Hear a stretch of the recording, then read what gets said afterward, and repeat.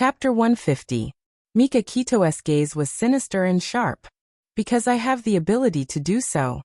Bailey Yun's face turned pale. This sentence directly hit his weak spot. He was only an illegitimate son of the Bailey family. Other than having a nominal position in the Bailey group, he had no ability to compete with him for Xia Xia. He clenched his fists and gritted his teeth. His slender foxy eyes were filled with anger, humiliation, and hatred. In the end, all the complicated emotions turned into powerlessness. His voice was low and hoarse. Is she badly injured? Mika Kito replied expressionlessly. Not really. I've already applied medicine on her. Of course, I helped her apply it myself. Bailey Yun was furious. He raised his fist and wanted to punch him in the face, but he was caught by the arm. He lowered his voice and said, Bailey Yun, the children are here. I don't want to mess around with you. Mika Kito suddenly flung his arm away and slammed the door shut. Bailey Yun angrily punched the wall. He didn't care that the back of his hand was bleeding. He drove the Lamborghini like the wind. He was full of complicated emotions but had nowhere to vent. In the end, he rushed into Charming Club with a murderous aura. He drank one glass after another to drown his sorrows. Many beauties came forward to hit on him. He shot daggers at them and coldly spat out, "Get lost." The women ran away in tears. Bai Liyun's entire body emitted a powerful aura of resentment and anger. No one dared to approach within 3 meters of him. However, there was one person who wasn't afraid of death. He patted his shoulder and lazily said, I say, second young master, what happened today? There are broken hearts all over the floor of my bar. Bailey Yun flung Xiao Tianxing's hand away. His foxy eyes were slightly drunk. Xiao Tianxing, am I a failure as a person? Xiao Tianxing's sloppy smile froze. Oh, you've suffered a blow? Why are you suddenly talking about such a heavy topic? Don't play around with me. I want to hear the truth. Bailey Yun picked up another glass of wine and gulped it down. Xiao Tianxing sat down beside him. You're the object of thousands of women. If this is considered a failure, how can others live? Bailey Yun smiled bitterly. So what if others are chasing after you? She's the only one who doesn't care. Xiao Tianxing knew he was talking about Xia Dong. He rubbed his eyebrows. She is already a member of Mika Kito. I advise you to give up. Bailey Yun drank another glass, and his mind was already in a mess. He laughed out loud. She's not, they're just pretending to be engaged. However, I still don't have the chance. His voice gradually became softer, and there was an indescribable sadness in his hazy, drunken eyes. Who asked me to be so useless? I was destined to be a failure from the moment I was born.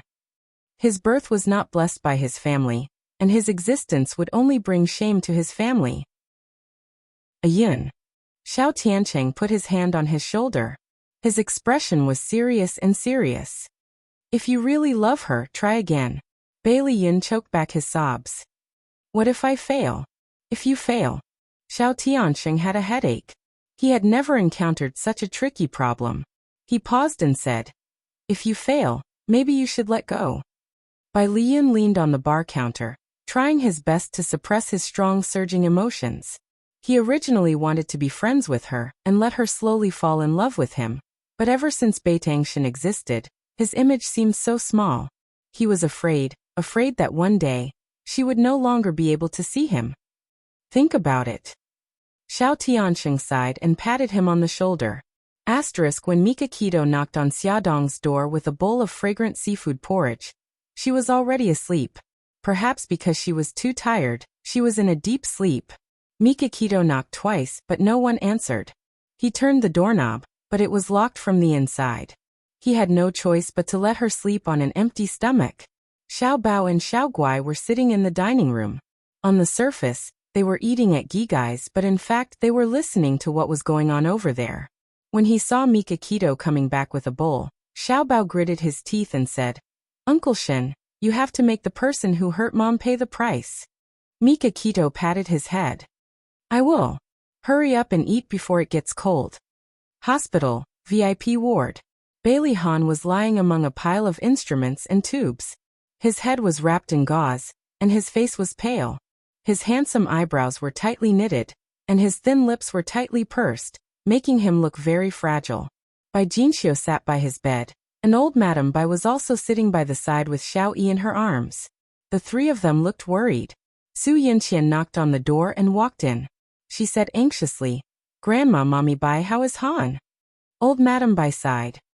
"He's out of danger, but he hasn't woken up yet." Old Madame Bai still didn't know that Su Yinqian was faking her pregnancy, so her attitude towards her was normal. "How did Han get injured?" Su Yinqian looked distressed. Before old Madame Bai could say anything, Bai Jinxiu snorted coldly. "It's all because of that woman Xia Dong. She and Xiao Yi were kidnapped, and Han got injured in order to save them." Bai Jinxiu's words were full of disgust for Xia Dong, and he didn't even consider that his words would hurt Xiao Yi. Xiao Yi was already feeling guilty. When she heard this, her small body stiffened, and she couldn't help but clench her fists. Old Madame Bai keenly sensed the change in his emotions, and she hugged him tighter. She said in a deep voice, "Jinxiu, you can't blame Xia Dong and Xiao Yi for this. If you want to blame someone, blame those vicious kidnappers. How dare they target our Bailey family?" Su Yinqian was shocked and angry. She didn't expect that group of idiots would lead Bailey Han to them. She had clearly hinted to them that Mikakito was Xia Dong's backer. She clenched her fists again and again to suppress the anger in her heart. She revealed a shocked expression. "Xiao Yi was kidnapped too? Is Xiao Yi all right?" She bent down, wanting to touch Xiao Yi's head. The moment her palm landed on the top of his head, Xiao Yi screamed and hit and kicked her. Old Madame Bai repeatedly comforted her. "Don't be agitated, baby Yi. It's okay. Great-grandma is here." Su Yinqian took a few steps back, and her expression was a little ugly. Bai Jinxiu comforted her. "Yinqian, don't mind him. Xiao Yi is just frightened. It's okay, Mommy Bai. It's my fault. I know that Xiao Yi will be more agitated when he sees me, but I still can't help but want to care about him." Su Yinqian forced a smile. Bai Jinxiu sighed, and her elegant brows furrowed slightly. Bailey Han, who was lying on the hospital bed, suddenly moved his lips. Old Madame Bai leaned over excitedly, thinking that he was about to wake up. However, she heard him close his eyes and murmur softly, "Xia Dong. Xiao Yi. Xia Dong." Su Yinqian's face instantly turned pale. He was unconscious, but he was still thinking about that woman. Old Madame Bai and Bai Jinxiu's expressions also turned ugly. "Xia Dong. Xiao Yi." He frowned in pain and repeatedly called out their names. It was as if he was being haunted by a nightmare. His fingers were still agitated, but he suddenly clenched them. Xiao Yi struggled to crawl out of old Madame Bai's arms. He moved his body and crawled to Bailey Han's pillow. He reached out his small hand and stroked his cold cheek. He said softly, "Daddy, I'm Xiao Yi. Daddy, please wake up quickly." Old Madame Bai and the others widened their eyes in disbelief. Xiao Yi spoke. Su Yinqian was the most shocked. She began to panic. If Xiao Yi revealed that she had pushed him down the stairs, not only would Han hate her, but the entire Bailey family would never accept her again. Xiao Yi's whispers were really effective. Bailey Han's murmurs gradually disappeared. His fingers were no longer nervously curled, but calmly stretched out. However, his brows were still slightly furrowed, as if he was still worried about something. "Daddy, I'm sorry." Xiao Yi lay next to him, his small body close to him. His small head rubbed against his arm. His eyes were glistening with tears, but he held them back and did not let them fall. Old Madame Bai wiped the corners of her eyes, leaned closer, and gently hugged the father and son. Su Yinqian had been feeling uneasy. Fortunately, after Xiao Yi said those two words, he did not open his mouth again. Her heart slowly calmed down. At night, Bailey Han still did not wake up. Old Madame Bai wanted to stay and wait for him to wake up. Bailey Xiong, Bai Jinxiu, and the others persuaded her in every way possible. Su Yinqian insisted on staying to accompany him, but as the rich miss, there were many things that she did not know how to do, so she hired a senior nurse. After sleeping in the hospital for a night, Su Yinqian's body was sore all over. After giving the nurse a few instructions, she drove home to take a shower and change her clothes. When she returned to the hospital, Old Madame Bai and Xiao Yi had already arrived. Old Madame Bai said pleasantly, "Yinqian, thank you for your hard work last night." The nurse was very sensible. She told old Madame Bai about how Su Yunqian took care of Bailey Han last night. Su Yunqian smiled faintly. Grandma, this is what I should do. I just went home to change my clothes and asked the kitchen to make soup for Han. When he wakes up, it will be sent over. Old Madame Bai nodded in satisfaction. Xiao Yi, good morning. Su Yunqian walked 2 steps away and greeted Xiao Yi with a smile. Xiao Yi stared straight at Bailey Han as if she did not exist. Old Madame Bai said helplessly. Xiao Yi only said a few words to Han last night. After returning home, he refused to speak again. This explained why he was ignoring her. Su Yunqian knew that Xiao Yi did not tell anyone about her. She was ecstatic. Her eyes moved and she was about to say something when she suddenly heard old Madame Bai's surprised voice. Han, you're awake. Xiao Yi happily pounced on him and hugged his arm, carefully avoiding his wound. Bailey Han's face was very pale. His lips were pale, and his eyes were a little dim. His fingers moved slightly and slowly lifted up to land on Xiao Yi's face. He called out in a hoarse voice, Xiao Yi, Daddy. Xiao Yi could no longer hold back the tears that she had been holding back for a long time. They fell down and she threw herself into his arms and cried. Welfare Hongcha 866. Chapter 151. The corners of Bailey Han's lips curled up. There was a smile in his eyes as he said, It's been a long time since I've heard little Wingsy call me Daddy. Daddy, Daddy. Xiao Yi called him over and over again. Her clear voice echoed in the ward. Old Madame Gu couldn't help but feel sad and wipe her tears. Grandma. Bailey Han smiled at old Madame Gu. I want to see Xia Dong. Old Madame Gu froze in the middle of wiping her tears. Su Yunqian stepped forward and forced a smile. Han, you just woke up and your body is still very weak. Have a good rest. Bailey Han didn't look at her. His eyes were firmly fixed on old Madame Gu and he said again, Grandma, I want to see Xia Dong. He was indeed still very weak. He was already panting after saying a few words. Old Madame Gu couldn't bear to refuse him when she saw him enduring the pain. She sighed and walked out of the ward. Su Yunqian followed her and said in a low voice, Grandma, are you really going to ask Xia Dong to come over? Old Madame Gu was helpless. Yunqian, you know Han's temper. If I don't let him see Xia Dong, he won't cooperate with the treatment. In his current condition, I have to agree. Grandma, you're right. I didn't think it through. Su Yunqian gritted her teeth and forced a smile. Old Madame Gu patted the back of her hand. Yunqian, it's been hard on you. It's okay, Grandma. As long as Han gets better soon, I don't care. After a night of rest and Mika Kito's special wound medicine, Xia Dong's injuries had healed a lot. Some parts of her body had scabbed over, and the bruises had faded. Walking out of the bedroom, Mika Kito was wearing an apron and was busy in the kitchen. He was tall and straight, wearing an apron with cartoon dolls printed on it. He looked out of place. She leaned against the wall and chuckled. You're awake. Does your wound still hurt? Mika Kito held a spatula and poked his head out of the kitchen to ask her. His eyes were full of love. It's a lot better. Brother Shin, why are you cooking again? Just order some takeout. She felt guilty eating the food cooked by the CEO every day. It's not safe to buy it outside. Mika Kito turned back into the kitchen and turned the fried eggs in the pan. Let's go outside. The smell of oil and smoke. Oh, okay. Xia Dong sniffled. It smelled so good. She fell asleep without eating anything last night, so she was really hungry now. After washing up, she woke the 2 little guys up. The first thing Xiao Guai did when he got out of bed was to lie in front of her. He said with concern, Mommy, does your wound still hurt? Xia Dong kissed him on the forehead. Gigai, don't worry. Mommy's wound doesn't hurt anymore. Xiao Guai blinked and cupped her face with his little hands. He moved his little mouth close to her swollen face and blew gently. Mommy, I'll blow on it for you. It won't hurt anymore after I blow on it. Xia Dong hugged her daughter's soft little body tightly. Yes, yes. It doesn't hurt at all. Gigai's blow really works. When he called Xiaobao, Xiaobao rubbed his messy hair with a confused look in his eyes. He stuck his little butt out and rummaged around the pillow for a while before he found an exquisite necklace and handed it to Xia Dong without saying a word. Xiaobao, is this for me? The sleepiness in Xiao Bao's eyes finally disappeared. He nodded heavily and puffed up his little bun face. Mom, no matter where you go in the future, you have to wear this necklace.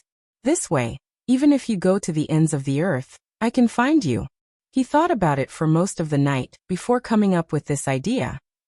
It's so magical. You didn't install a global positioning system in the necklace, did you? Xiaodong smiled and joked. She took the necklace from her son and observed it carefully. It should be platinum. It was low-key and luxurious. The pendant was a green and white cat's eye stone. It looked beautiful and elegant. Almost. This cat's eye stone is hollow. I put a very small tracker in it. Mom, lower your head. I will put it on for you. If there was another person who was not afraid of death and kidnapped his mother, he would be able to find her location in the first place. Xiaodong lowered her head and asked curiously, "Where did you get this necklace?" Xiaobao chuckled. "I got it from Uncle Shun. Anyway, this was prepared by Uncle Shun and he planned to give it to you, so I modified it a little." His chubby little fingers moved nimbly behind her neck and fastened the necklace. He suddenly leaned over to her injured cheek and kissed it quickly. He turned his face away and looked uncomfortable. "Does it still hurt?" Xiaodong rubbed his hair and smiled. "It was still very painful, but it didn't hurt anymore after you kissed it. So my precious son, why don't you kiss it again?" "No way." Xiaobao awkwardly escaped from her arms. His little ears were dyed a light pink. The mother and son came out of the bedroom. Mika Kito was carrying breakfast from the kitchen. He saw the necklace on Xiaodong's neck and smiled. "Breakfast is ready. Xiaobao and Xiaoguai, hurry up and wash up." "Okay," the two tender voices answered together. They smiled. It felt good to have Mommy and Uncle Shen. After breakfast, Mika Kito went to the office while Xiaodong stayed at home. She was about to call Bailey Yun to ask about Bailey Han's situation, when she suddenly received a call from old Madam.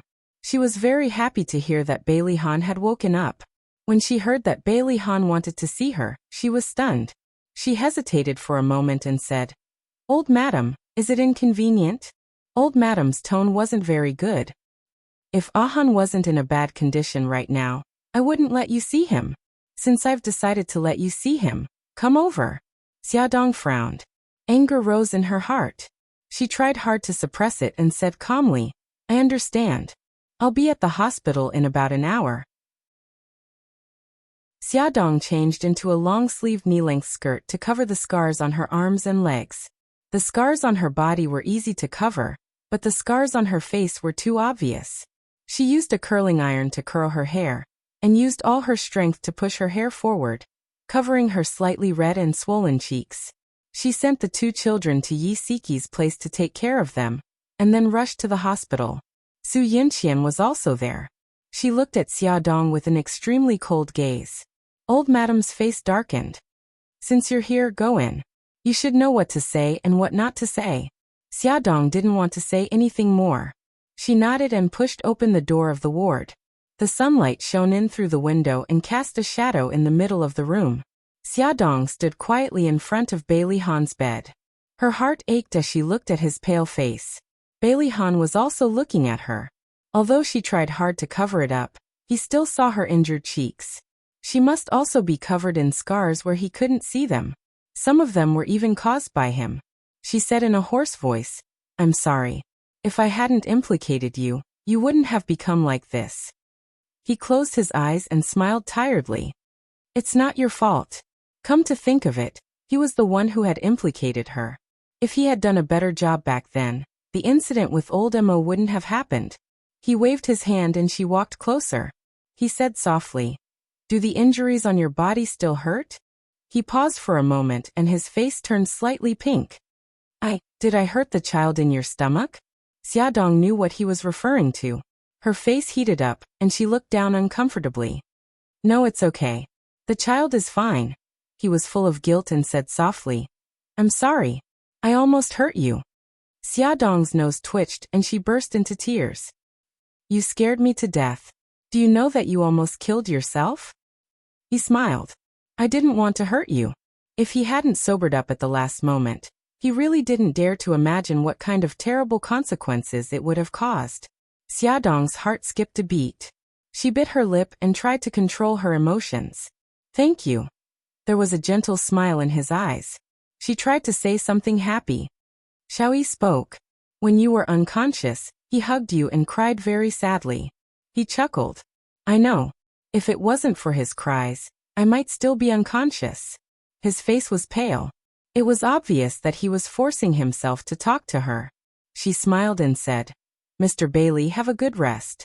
I'll come and see you another day. Bailey Han suddenly grabbed her wrist. Call me Bailey Han. Compared to a polite address, he was more willing to hear her call him by his full name when she was flustered and exasperated. It gave him a familiar sense of closeness. She wanted to struggle, but she was afraid that it would affect his wound, so she could only let him hold her. His dark eyes stared at her, containing many things that she couldn't understand. She compromised. Bailey Han, let go of me. If old Madam and Su Yinqian saw this, she wouldn't be able to explain herself. He slowly let go of her. I'll leave first. Have a good rest. She walked to the door. Before she opened it, his tired voice suddenly came from behind. Xiaodong, did we know each other before? Her outstretched hand froze. With her back facing him, she asked. Why do you ask? He was already very tired after talking so much. He took a deep breath and said, When I was unconscious, I had many dreams. In my dreams, there was you and me. We seemed to be very familiar with each other. The dreams were also very real, as if it had happened before. She dug her fingers into her palms. What did you dream of? I don't remember. He actually only remembered one scene. He was carrying her in his arms as they walked through the forest. It was raining heavily, and she was leaning on his chest like a weak kitten. He could even clearly remember how he felt at that time. The joy of finding something he had lost, the worry, and the love that was so thick that it couldn't be dissolved. She closed her eyes and said lightly, No, we didn't know each other before. That was the first time we met at the ERC press conference. He said slowly, I still remember that you approached me several times and said that you needed my help. You even said that you didn't come back to disturb me on purpose. The way you spoke was like an old acquaintance. Come and see. Hongcha 866. Chapter 152. She interrupted him. That was just a way for me to get close to you. I pretended to be an old acquaintance. Didn't you see through it? After a moment of silence, he said, What do you need my help with? He seemed to have always treated her as a liar, and had never asked her these questions. Nothing. I just wanted to get an advertisement for Glamour magazine. Didn't I successfully sign an advertisement contract with your company? He shook his head. He didn't believe it. What had happened in the past few months replayed in his mind like a movie. He didn't believe that she got close to him for such a simple purpose. He was even more suspicious of her saying that they didn't know each other in the past. However, he didn't have the energy to confront her now. I'll leave first. Xiaodong didn't want to say anything more. She opened the door and walked out. Old Madame Dowager and Su Yinqian were sitting in the corridor. When they saw her come out, their eyes fell on her at the same time. Xiaodong nodded at them. He's tired. I'll leave first. She didn't wait for them to answer and left directly. She was also very tired and didn't want to pretend to be polite to them. Old Madame Dowager and Su Yinqian had different expressions. After a moment of silence, Old Madame Dowager said, Yinqian, you've been tired all night. Go back and rest first. No, Grandma. I'm fine. I want to stay and take care of Han. Even if you can bear it, the child in your belly can't. Listen to me and go back to rest. Old Madame Dowager's unintentional words made Su Yinqian's body stiffen, and her face turn pale. What's wrong? Did something happen? Old Madame Dowager looked concerned.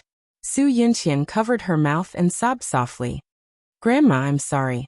The child was accidentally lost. Han finally decided to keep the child, but I didn't protect him. I didn't dare to tell you because I was afraid that you'd be angry with me. Han has already ignored me because of this. If you continue to ignore me, then I'll. She choked with sobs. The old madam did not expect this to happen. She patted her shoulder with heartache. Don't be sad. You're still young. You can have another child in the future. Although the old madam was heartbroken, she was secretly relieved. Xiao Yi's condition was gradually improving, and she was very sensitive to Yun Qian. If she knew that Yun Qian had a child, she might be agitated. Now that the child was gone, it could be considered a good thing. Su Yunqian wiped the tears from the corners of her eyes with a handkerchief. Grandma, can I ask you for a favor? If there's anything, just say it. I want to ask you not to tell Mommy Bai and the others about my pregnancy and the loss of my child. Also, don't mention this in front of Han. I don't want him to hate me every time he thinks about this. Su Yunqian's pregnancy. Old Madam did not tell the rest of the family, mainly because she had not decided whether to keep the child or not. If the whole family knew about it, it would be difficult for her in the future. Okay, I won't say anything. Han is a stubborn person. It wasn't easy for him to decide to keep the child, but now the child is gone. It's understandable that he's angry. You should understand him. Grandma, I know. I'll wait for him to forgive me. Yunqian, you'd better go back and rest first. You just had a miscarriage. You need to take care of your body. But Han, it's not urgent. Go back quickly. Su Yunqian hesitated for a long time. Okay, Grandma. I'll go back first. I'll ask the servants to bring the soup in the kitchen. Okay, go ahead. In the brain surgeon's office, Bailey Xiong said, Doctor, what's the result of my son's head examination? The doctor did a head MRI and head CT scan for Bailey Han. He took the examination report and said, Mr. Bailey, young master's brain injury this time is not serious except for a slight concussion. However, we found a low-density shadow in his left parietal lobe with a vague boundary. There is a substantial shadow in the rest of his brain. It should be an old injury. Bailey Xiong said nervously, Yes, my son had a car accident 5 years ago and his brain was seriously injured. What do you mean by shadow? Could it be a tumor? It's not a tumor. It may be a remnant of the previous injury. Bailey Xiong was shocked and thought of something. It was very likely that the shadow was that thing. Mr. Bailey, young master still needs a detailed examination. After the location of the foreign body is clear, we will use the treatment method of surgery to treat it. Doctor, will the foreign body in my son's brain affect him? For the time being, it doesn't affect young master, but it's hard to say because the foreign body is likely to oppress his nerves and have other effects. Bailey Xiong was silent for a while and said, I need to discuss it with my family before making a decision. The detailed examination results came out. The shadow in Bailey Han's brain was a remnant of the car accident 5 years ago. After the family's discussion, they decided not to perform surgery and let him stay as he was. However, in the eyes of the doctor, it was like a time bomb that could explode at any time and kill him. Since the family did not agree to the surgery, there was nothing they could do. During Bailey Han's hospitalization, Su Yunqian went to the hospital 3 times a day. Unfortunately, he did not take her seriously at all, and did not even want to look at her. He was in good health and was discharged from the hospital after 2 days. Except for the pain in his head, his other bodily functions had returned to normal. Xiaodong's injuries were basically healed. She was holding Xiao Guai and teaching her arithmetic when her cell phone rang. It was Bailey Han. Hello, Mr. Bailey. How are you feeling? Bailey Han's deep voice came from the other side. Call me Bailey Han. Oh. She was a little embarrassed. Bailey Han, are you feeling better? Much better. I'll be discharged today. She smiled. Then I'm relieved. He seemed to be in a good mood and chuckled. Are you worried about me? She couldn't help but grip her cell phone tightly and coughed. You were injured because of me. Of course I'm worried about you. He paused for a moment and said in a serious tone. Then how do you plan to repay me for saving your life? She was silent for a moment. Are you really Bailey Han? Was he really not Bailey Yun in disguise? What kind of person am I in your heart? Cold on the outside but warm on the inside. He smiled faintly. He was not warm to everyone. Xiaodong hesitated for a moment and asked, Well, how is Xiao Yi? That day he also suffered a lot. Even an adult like her was traumatized by the sight of blood, let alone a child. He rubbed his eyebrows. I heard from Grandma that he had a nightmare on the first night. He's fine now. What worries me is that he still doesn't want to talk.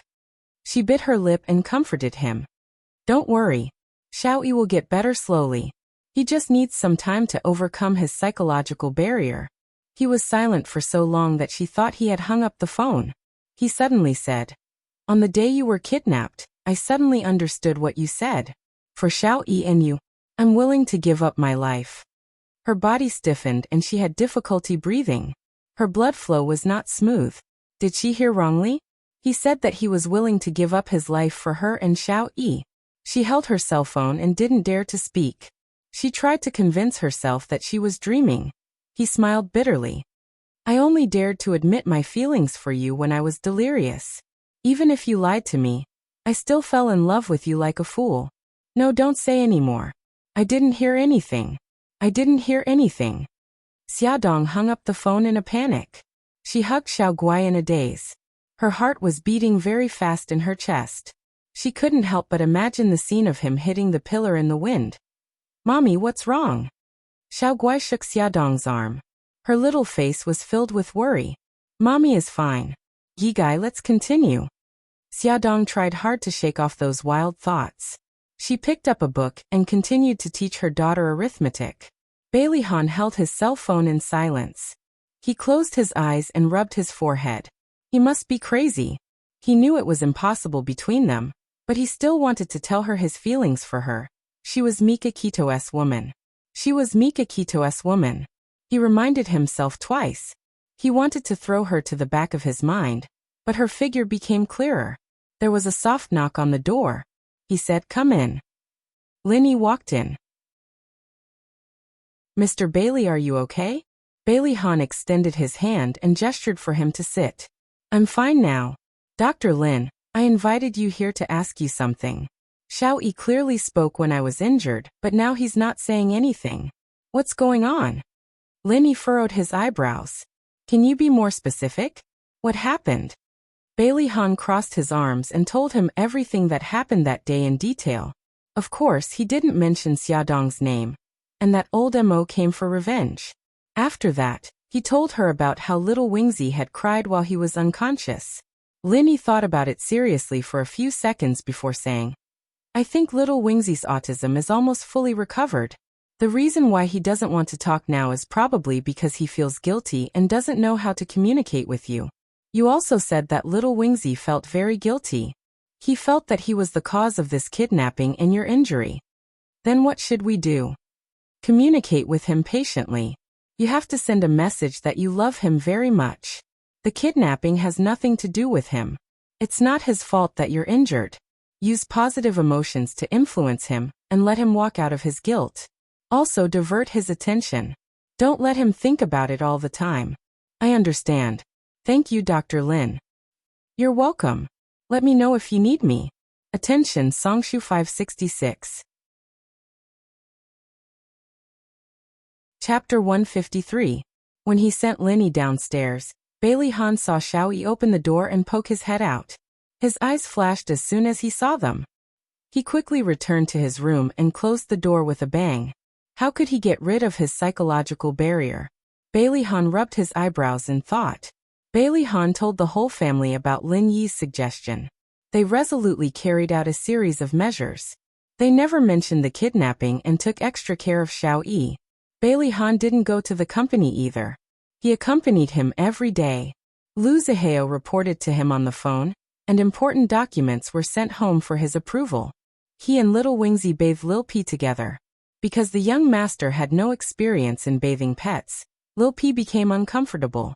Lil P shook its fur angrily, causing the two of them to be drenched in water. With their faces full of water droplets, they went upstairs to change their clothes with the same serious expression. The servants who were hiding and peeking all covered their mouths and laughed wildly. They sat cross-legged on the floor and played video games or go together. Bailey Han also taught Xiaoyi how to swim, how to shoot darts, and took him to ride the roller coaster. In short, he would bring little Wingzi along to experience any games that children played. At night, when he was lying in bed, he would take out books such as How to Play with Children and How to Be a Good Father from under his pillow and study them. The results of playing with his son were obvious. His son no longer avoided his gaze and would smile brightly at him. He was no longer like a little old man with a straight face all day. Unfortunately, his son still refused to speak.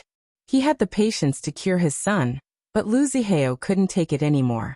Lu Zihao was about to cry. It had been a whole week. As the CEO of Shenghao Group, he didn't go to the company but stayed at home with his son. There were a lot of rumors in the company and a lot of problems had piled up in various departments. CEO, please hurry back to the company.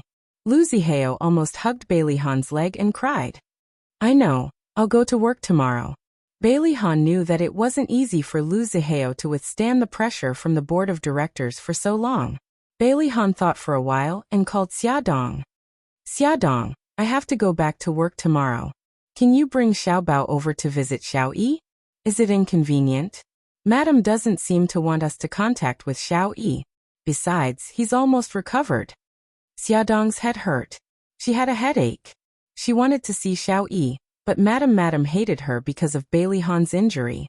Would she still allow her to bring Xiao Bao to visit Xiao Yi? Moreover, she didn't dare to see Xiao Yi. Han didn't want to see him again. I'll take care of Grandma. It's precisely because little Wingzy has already made great progress that I don't want to fail at the last step. With little treasure here, I'm very relieved. His voice was calm and rational, without a trace of selfishness, causing her to gradually lower her guard. Okay then, if you can convince Madam. Wait for my news. This time, it wasn't difficult to convince Madam. She only had one condition. Han, you've neglected Yun Qian for so long. No matter how angry you are, it's time to let it go. If you want me to agree, that's fine. From today onwards, you and Yun Qian will resume contact. You're not allowed to refuse her calls, and you're not allowed to shut her out. Okay, no problem. It was just resuming contact. This was simple. Madam wasn't easy to deal with. Call her right now, and invite her over for dinner tonight. Okay. Bailey Han's expression was indifferent. After dialing the number, he calmly said the invitation. Su Yunqian was naturally ecstatic. She thought that Bailey Han was the first to extend an olive branch, which meant that he had forgiven her. Of course, she happily accepted the invitation. Grandma, I've already made the call. When Xia Dong comes over tomorrow, don't give her a hard time. Am I that kind of person? Madam was angry and unconvinced. The banquet seemed normal, but in fact, there was an undercurrent surging. Bailey Han ate quietly and elegantly. Occasionally he would pick up food for Xiao Yi and ignore the others. Madam, who was sitting opposite him, poked his leg with her walking stick. He received her threatening gaze and picked up Su Yunqian's favorite food. He put it on her plate and smiled. Yunqian, this is your favorite osmanthus fish. Try it. Thank you. Su Yunqian smiled faintly, and used her chopsticks to pick up his favorite pork ribs. Before her arm reached his plate, Xiao Yi suddenly slammed her chopsticks on the table. She was shocked and her chopsticks shook. The pork ribs flew into Bailey Han's arms. Everyone's gaze shifted to them. The servant hurried forward and wiped Bailey Han's face. Han, I'm sorry. Her cheeks were burning. She had never lost her composure in front of so many people. It's okay. I'll go upstairs and change. Bailey Han pushed his chair away and stood up. Xiao Yi acted as if nothing had happened. She picked up her chopsticks and ate quietly. Su Yunqian gritted her teeth so hard that they were about to shatter. That damn brat. He must be doing it on purpose. How did old Mo and his group of trash kill him last time?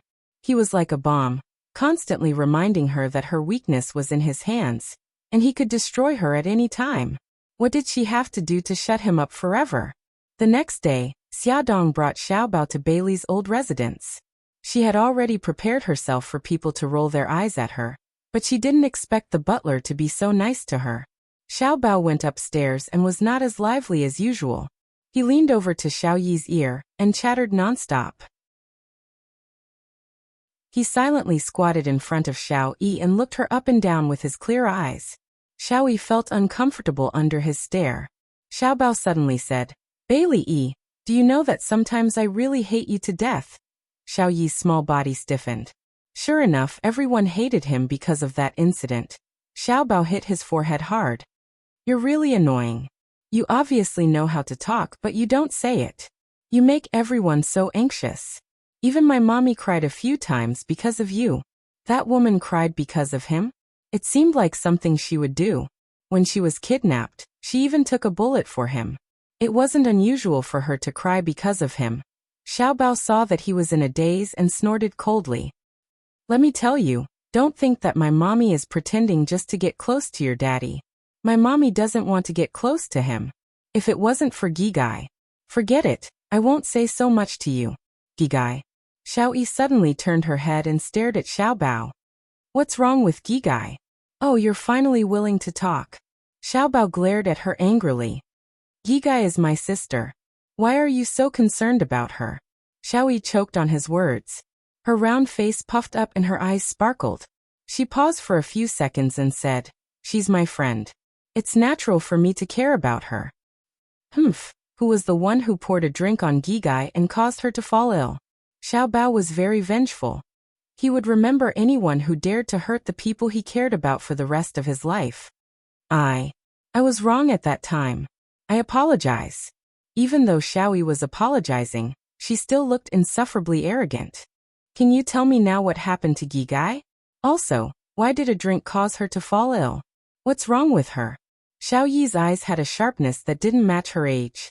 She caught the information that Xiao Bao had inadvertently revealed in his words. Xiao Bao rolled his eyes and sat across from him. Crossing his short legs, he said, I can tell you, but you have to tell me who your mommy is first. Xiao Yi's expression darkened. I don't know either. She passed away right after I was born. Have you seen her picture? He lowered his head sadly. No, I don't know what she looks like. How did your mommy pass away? Xiao Yi clenched her fists and gritted her teeth. They said that she eloped with someone and got into a car accident, but I don't believe them. I think she's still alive. Xiao Bao didn't know how to comfort him. He patted his little shoulder and changed the question. Bailey E, how old are you this year? Xiao Yi stared at him. Why are you asking this? His mind jumped too quickly. Don't worry about it. Just tell me the answer. Xiao Bao had always been brooding over the fact that Bailey Han had abandoned the three of them and had a child with someone else. Therefore, he really wanted to find out who Bailey Han had given birth to Bailey E, and when he had started to betray his mother.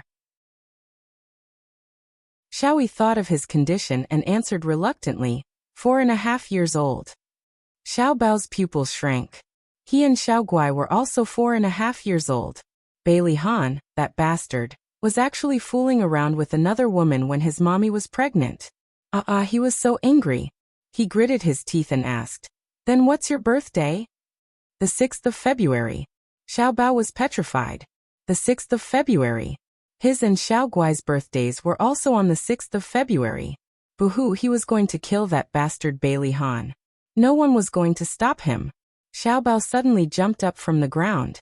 With a fierce expression, he walked out without a word. Xiao Yi was dumbfounded and called out to him. Hey, where are you going? Xiao Bao turned around and bared his teeth sinisterly. I'm going to kill Bailey Han. Xiao Yi was stunned at first. Then he held his stomach and laughed heartily.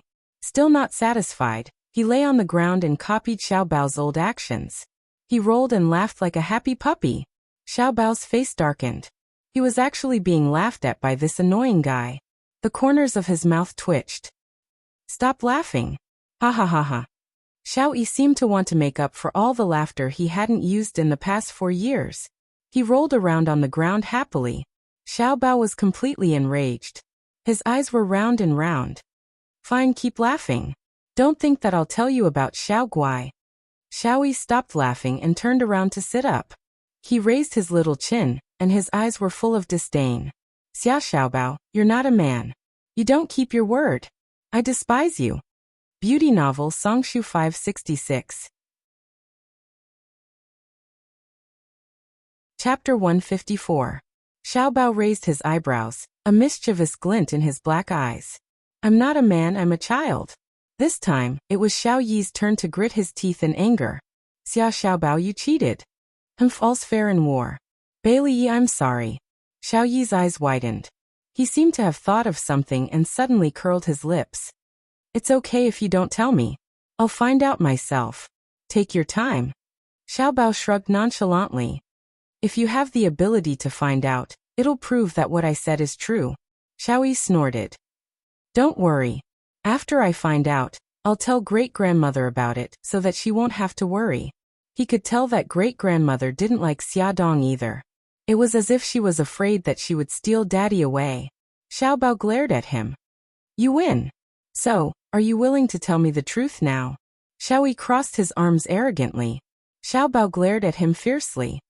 I can tell you, but you have to swear on your mommy's name that you won't tell anyone about this.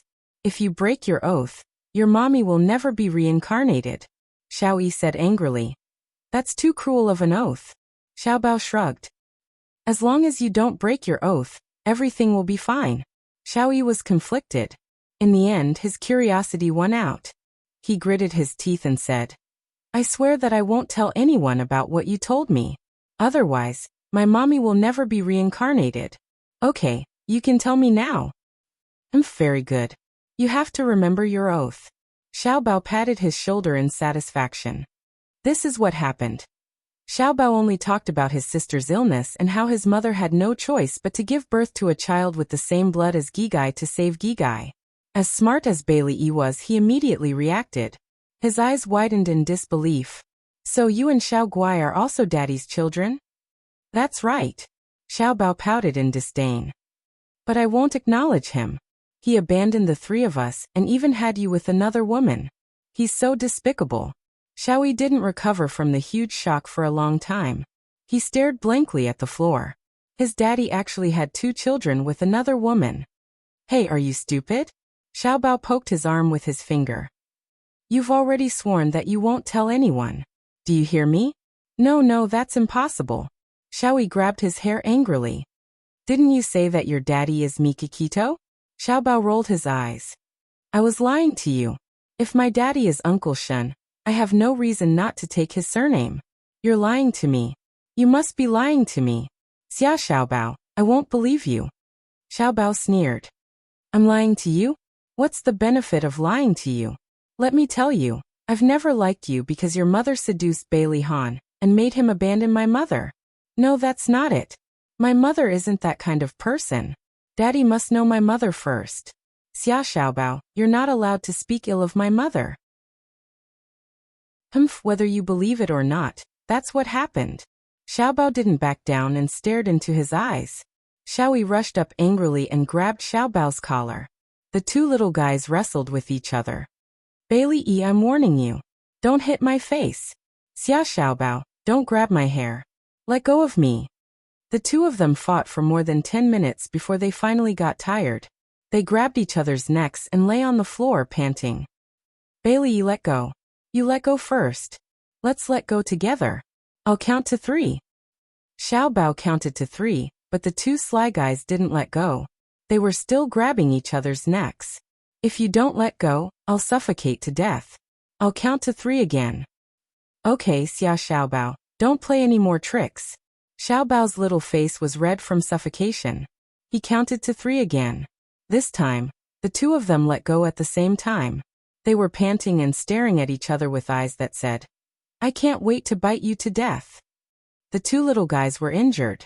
Xiaobao took a punch to the cheek. Xiaoyi's hair was a mess, and there was a bunch of hair on the floor that had been thrown away.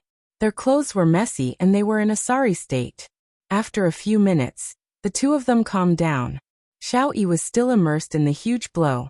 She gritted her teeth and said, If you and Xiao Guai were daddy's children, wouldn't you want to acknowledge him? Xiaobao sneered.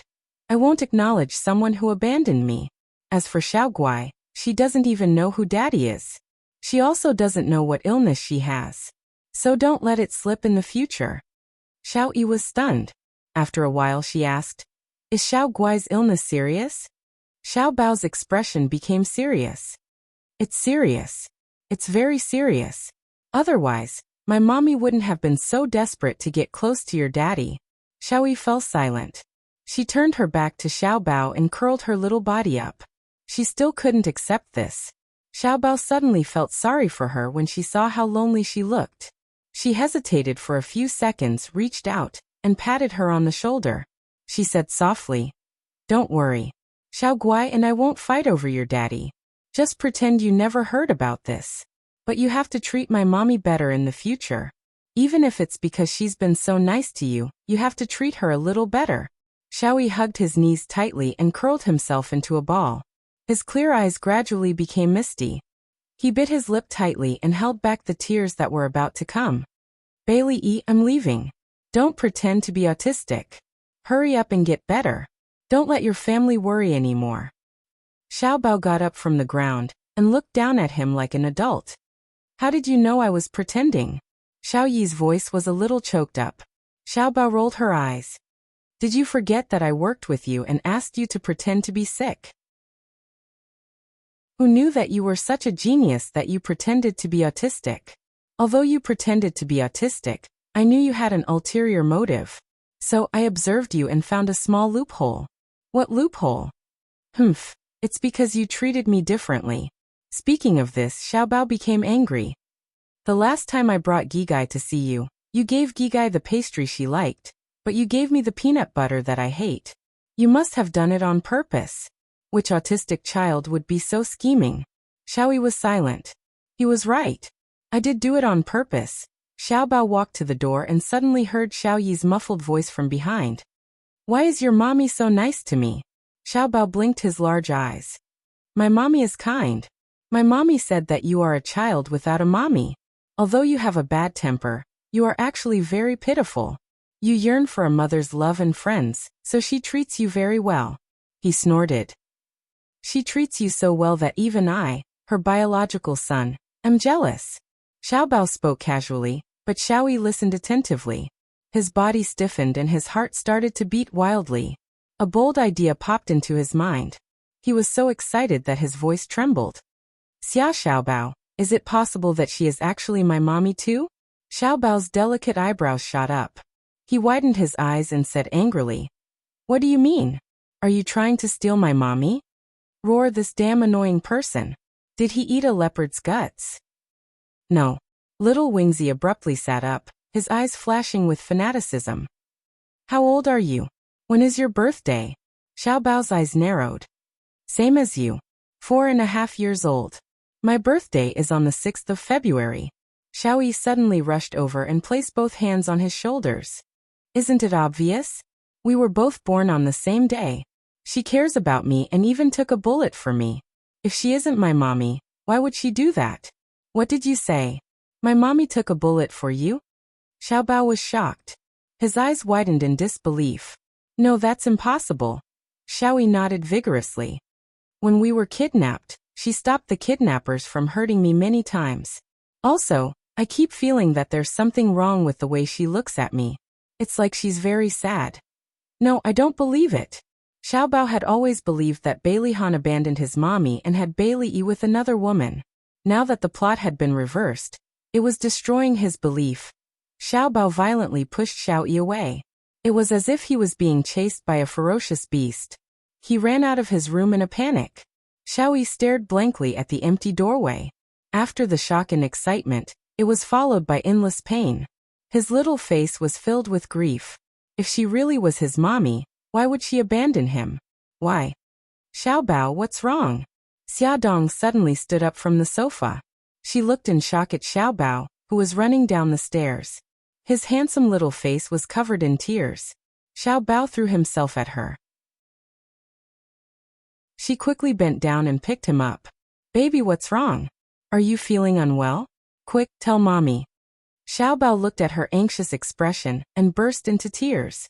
She had never seen him cry so sadly. Her heart ached as well. She stroked his weak back to comfort him. "Baby, it's okay. It's okay. Mommy is here. Mommy will take you home." She lovingly kissed her son's forehead. Ignoring the servants' curious gazes, she smiled apologetically at the butler. "I'm sorry. Baby isn't feeling well. I'll take him home first." The butler thought that Xiaobao had an argument with his young master. He bowed politely. "Miss Xia, young Master Qi, please take care." Xia Dong carried her son and left. She didn't know that Xiao Yi was standing at the top of the stairs. looking at their backs with an expressionless face. Xiaobao curled up in her arms. He was crying so hard that his tears soaked her clothes. She placed him in the front passenger seat. She pulled out a tissue and gently wiped the tears from his face. She said gently, "Baby, tell mommy what happened." Xiaobao gradually stopped crying. He raised his little face. His large eyes were still filled with tears. "Mommy, is Xiao Yi also your child?" Add Hongcha 866. Chapter 155. Xiaobao gradually stopped sobbing. He lifted his little face, and his big eyes were still filled with tears. "Mommy, is Xiaoyi your child too?" Xia Dong's breathing instantly stopped. Her beautiful eyes were instantly filled with shock. She fiercely pinched her palm before she found her voice again. "Xiaobao, why would you have such a strange thought? Then why did you take the bullet for him?" Xiaobao's face was filled with grief and indignation. Xia Dong pursed her lips and tried to calm herself down. "He's a child and mommy is an adult. It's normal for adults to protect children. Is that really the case?" His dark eyes stared straight at her, as if he wanted to look into the depths of her heart. "Of course. Why would mommy lie to you?" Xia Dong laughed dryly and patted his head. "Don't let your imagination run wild. Let's go home." She started the car and looked straight ahead. She focused on driving as if nothing had happened. Xiaobao's heart was filled with suspicion. He was not a 3-year-old child who could be fooled so easily. He had caught his mommy's flash of panic just now. He would definitely find out the truth. It was midsummer, and the weather could change at any moment. It was a poisonous day when they left the old Bailey mansion. They had just reached the foot of the mountain when it suddenly started raining heavily. The rain splashed against the car window. Xia Dong slowed down the car and glanced sideways at Xiaobao, who was staring out the window in a daze. "Baby, did Xiaoyi speak today?" Xiaobao had already begun to suspect that his mommy was also Bailey Yi's mommy. When he heard that she was concerned about him, the suspicion in his heart intensified. He was very upset and said angrily, "She did." "It's a good thing that she spoke." Xia Dong smiled. But then she thought about how Xiaobao ran down the stairs crying. Could it be that even Xiaoyi knew? Worry surfaced in her heart again. Her phone suddenly rang. It was a call from Mika Kito. "Hello, Brother Shen." Mika Kito stood in front of the floor-to-ceiling window in the office and looked at the pouring rain outside. Her expression was a little heavy. "Are you home now? It's raining heavily outside." "Not yet. We just reached the foot of the mountain in the villa area." "Brother Shen, is something the matter?" Xia Dong noticed that his tone was a little heavy. Mika Kito rubbed her eyebrows. "Something happened in Japan. I need to go back to deal with it." Xia Dong frowned. "What's going on? Is it serious?" "Sumiyoshi Kai and Inagawa Kai have recently stolen a lot of Yamaguchi Gumi's business. I heard that Inagawa Kai has also smuggled a large number of drugs from Vietnam. They want to invade Yamaguchi Gumi's sphere of influence." The Sumiyoshi Kai and the Inagawa Kai were the two major Japanese gangs, second only to the Yamaguchi Gumi. The three gangs were harmonious on the surface, but in fact, there were undercurrents and constant struggles. They must have known that the leader of Yamaguchi Gumi was not in the Japanese headquarters, so they took the opportunity to seize territory. Mika Kito felt that drugs were too harmful, so she hated them very much. In her sphere of influence, the sale of drugs was prohibited. Mika Kito was aiming at this fat piece of meat and wanted to introduce drugs to her. Xia Dong quickly understood the seriousness of the matter and said, "Brother Shen, have you booked the plane tickets? When do you plan to go back?" "I'll rush back tonight. I'll ask Lu Xing to stay and protect you." Mika Kito had already asked Jiang Dao to pack his luggage and leave it in the office. After he settled the company's matters, he would take a plane back to Japan. "Okay, Brother Shen. You have to take care of yourself. Don't let yourself get hurt, okay?" Mika Kito smiled, and her eyes were filled with tenderness. "I know. You have to take care of yourself too. Take good care of the children, and wait for me to come back." "I know." Xia Dong listened to him say a few more words and handed the earpiece to Xiaobao. "Baby, Uncle Shen has something to say to you." "Uncle Shen, are you going back to Japan?" Xiaobao put on the earpiece, puffed up his cheeks and said, "When will you come back?" "Half a month at least and a month at most. I'll be back as soon as possible." Mikakito said softly, "Xiaobao, you're already a man. You have to listen to mommy and take good care of Gigai, okay?" "Okay, I know. I'll also look after mom and not let her run around, lest she gets into trouble again." His voice was young, but his expression was serious. He looked like a little old man. The corners of Beitang Shun's lips curled up. He was half joking and half serious. "If other men approach her, remember to chase them away." Xiaobao nodded seriously. "Yes, that's right." Before Mikakito left, she had already arranged everything. She was worried that Xia Dong would tire herself out, so she specially hired a nanny. In addition to Lu Xing, who was ordered to protect her, there was also a female bodyguard named Suzaku who rushed over from Japan to protect them. Suzaku arrived in China the next morning. She was very beautiful, charming, and gorgeous, but it was a pity that she had a cold expression on her face, as if someone owed her a lot of money. Xia Dong joked in Japanese, "Suzaku, I just found out that Yamaguchi-gumi has such a beautiful bodyguard like you." Suzaku replied in Chinese, "Strictly speaking, I'm not a member of Yamaguchi-gumi. I just signed an agreement with Mikakito and worked for him." "Oh, I see." Xia Dong nodded in understanding. Suddenly, her eyes narrowed. "You're from China?" "Yes." Suzaku was a woman of few words. "Miss Xia, if there's nothing else, I'll go out first." "Okay, thank you for your hard work. I'll prepare a room for you." Xia Dong lived in a 3-bedroom apartment. She planned to let Xiao Guai sleep with her, and leave Xiao Guai's room for Suzaku. As for Lu Xing, she would let him do whatever he wanted after work. Xia Dong had been unkind for a long time. "No, I have a house in a city." Suzaku had a villa in a city before she was sent to Japan by Mikakito. It was obvious that being a killer was a high-risk, high-income profession. The rain didn't stop until evening. Bailey Han drove back to the old house. Immediately, a servant was waiting for him at the gate with an umbrella. As soon as he opened the car door, the servant held the umbrella and said with a smile, "Young master, you're finally back.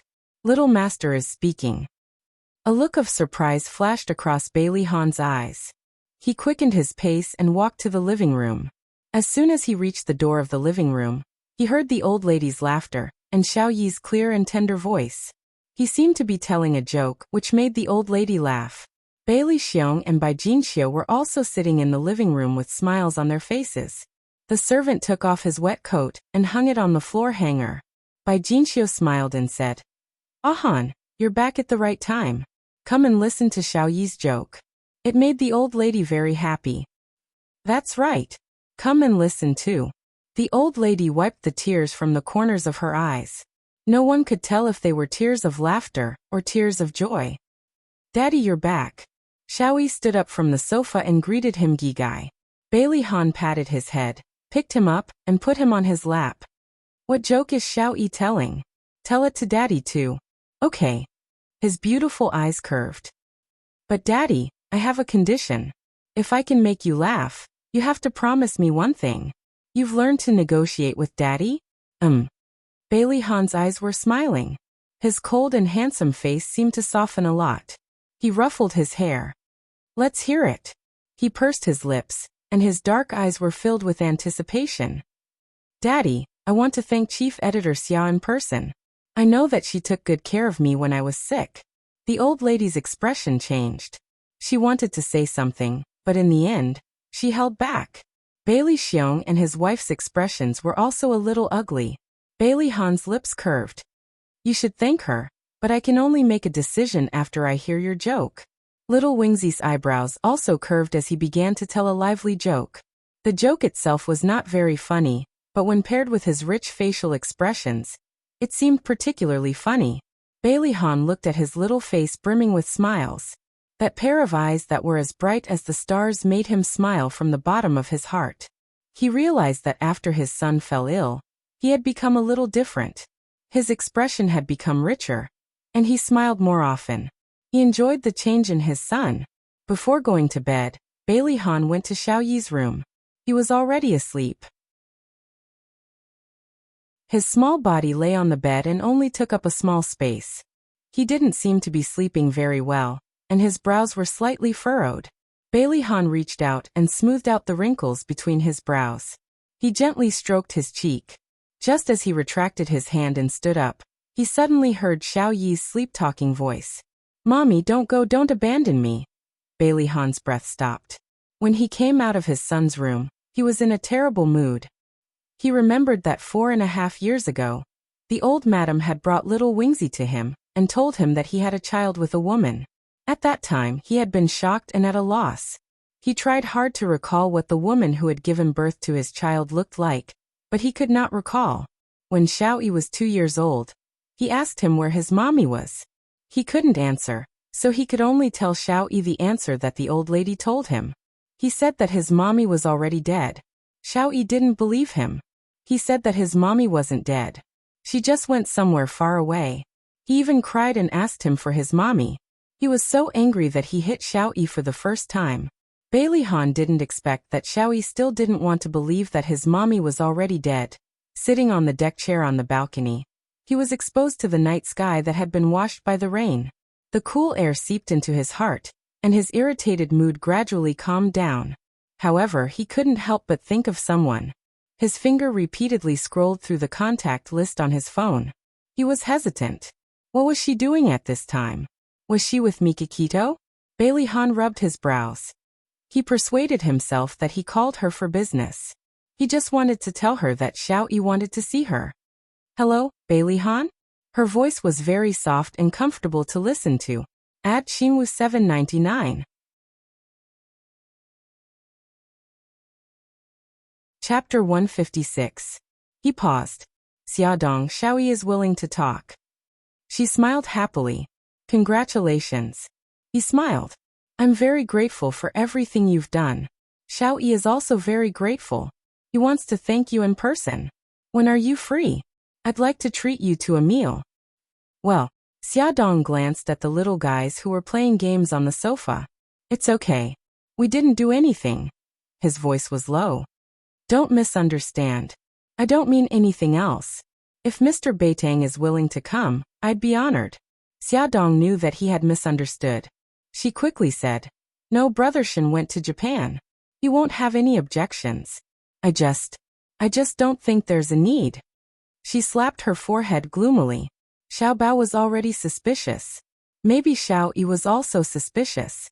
She just wanted to fade out of Xiao Yi's sight temporarily. "I insist. Xiaodong, don't reject me." He was like a supreme king announcing his decision. "I'll pick you and the children up at 6 o'clock tomorrow night." "But Beep beep." The call ended. Xiaodong held her forehead helplessly. He was too domineering. She hadn't even finished speaking. Bailey Han knew that old madam didn't like Xiaodong, so he specially arranged for the banquet to be held in his villa to avoid awkwardness for Xiaodong. Although he and Xiao Yi hadn't returned to the villa for a long time, the servants still cleaned the place every day. It was spotless. When they returned, they didn't feel uncomfortable at all. According to his instructions, the butler added a rocking chair, hanging basket, seesaw, and other children's play facilities in the garden. In just one afternoon, the butler led the servants to decorate the villa's outdoor balcony into a Caribbean-style banquet venue.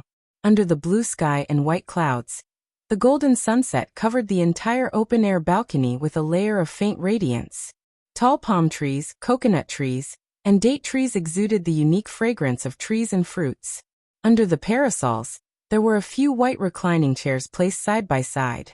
The ground was covered with a layer of fine and soft white sand, which was said to be specially transported from overseas beaches. Not far away, there was a barbecue rack. A foreign chef in a chef's uniform had already started barbecuing the meat. The fresh meat sizzled on the barbecue rack, and the aroma of the meat permeated the air. A violinist stood by the railing, his back facing the setting sun as he played a melodious tune. Bailey Han was wearing a white tuxedo, and Xiao Yi was also wearing a white suit. When the father and son stood together, they looked exactly the same and were both extraordinarily handsome. Everything was so charming. The moment Xiaodong and the children stepped onto the balcony, they were immediately mesmerized. Xiao Guai's little face was red with excitement. He covered his face and screamed, "It's so beautiful. Mommy, it's exactly like the beach." Xiaobao didn't say anything, but from his sparkling eyes it was obvious that he liked it. Xiaodong smiled faintly. "It's very beautiful. We like it very much." She was wearing a bohemian-style long dress. It was sleeveless and cinched at the waist, and the hem of the dress flowed elegantly. It was extremely compatible with the sunny beach. A gentle breeze blew and lifted her long hair. She raised her chin slightly, feeling the comfort of the breeze.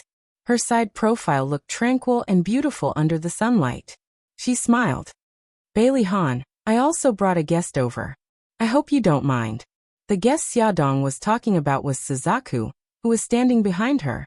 She didn't want to let Suzaku follow them, but she insisted. She said that it was Mikakito's orders. She had to follow them when they went out, even when they went to buy groceries. Bailey Han raised his eyebrows in surprise. "Suzaku? I didn't expect you to work for Mikakito now." Suzaku was expressionless. "I admit defeat." Bailey Han's thin lips curved. "Your master ordered you to follow Xiaodong at all times, including when she goes on dates?" Suzaku glanced at him indifferently. "Mikakito is worried that someone has kidnapped Miss Xia." Xiaodong wiped her sweat and quickly smiled.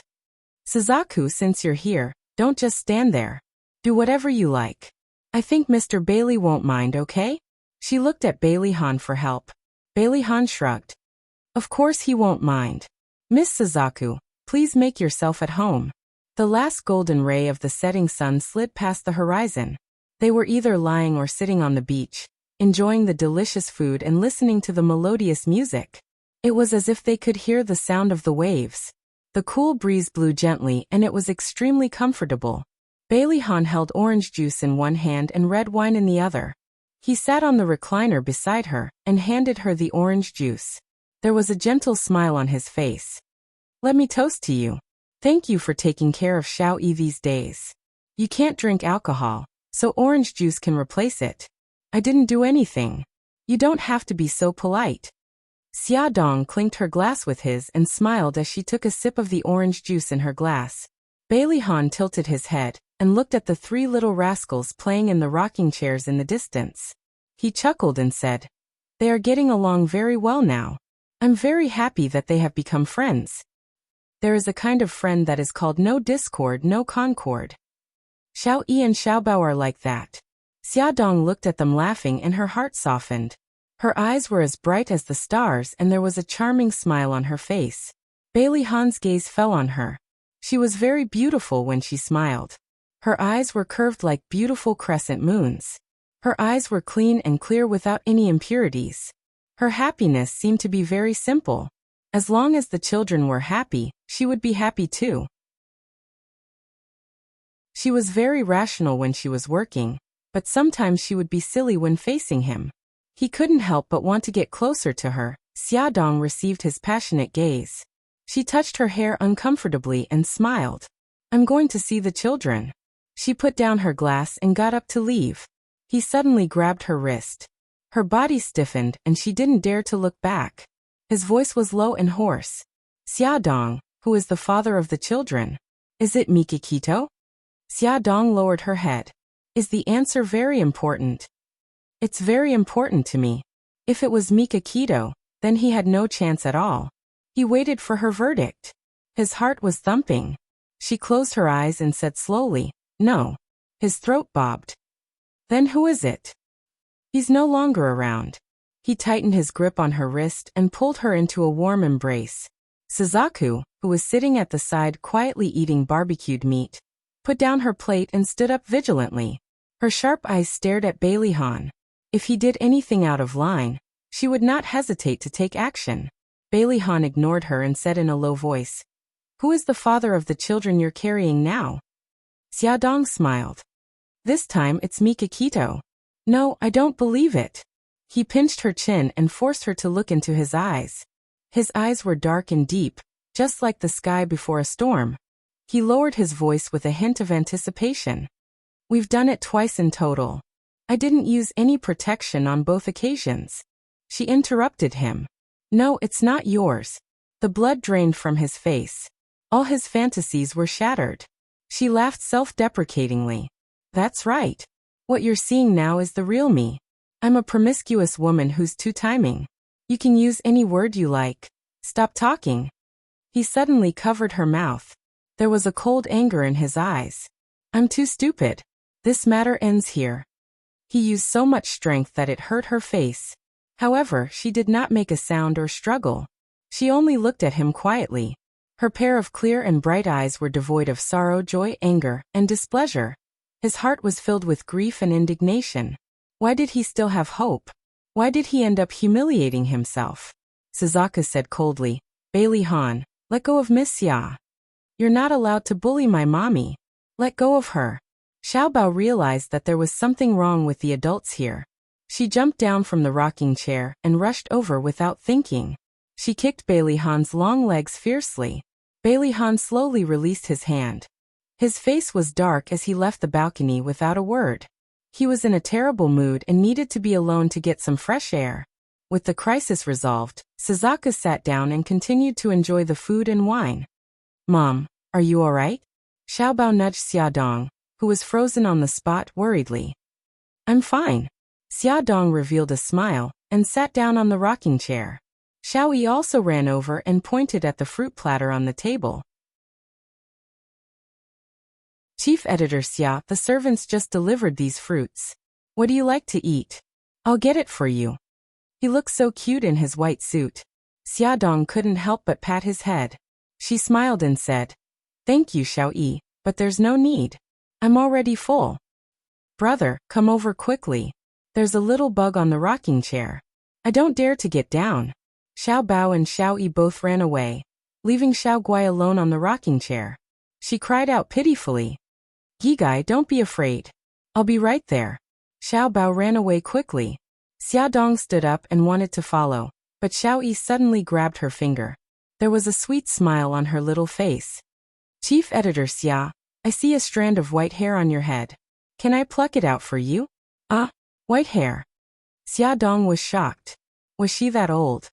Yes, Auntie. You're a little shorter. I'll pluck it out for you. Xiaodong glanced at the rocking chair.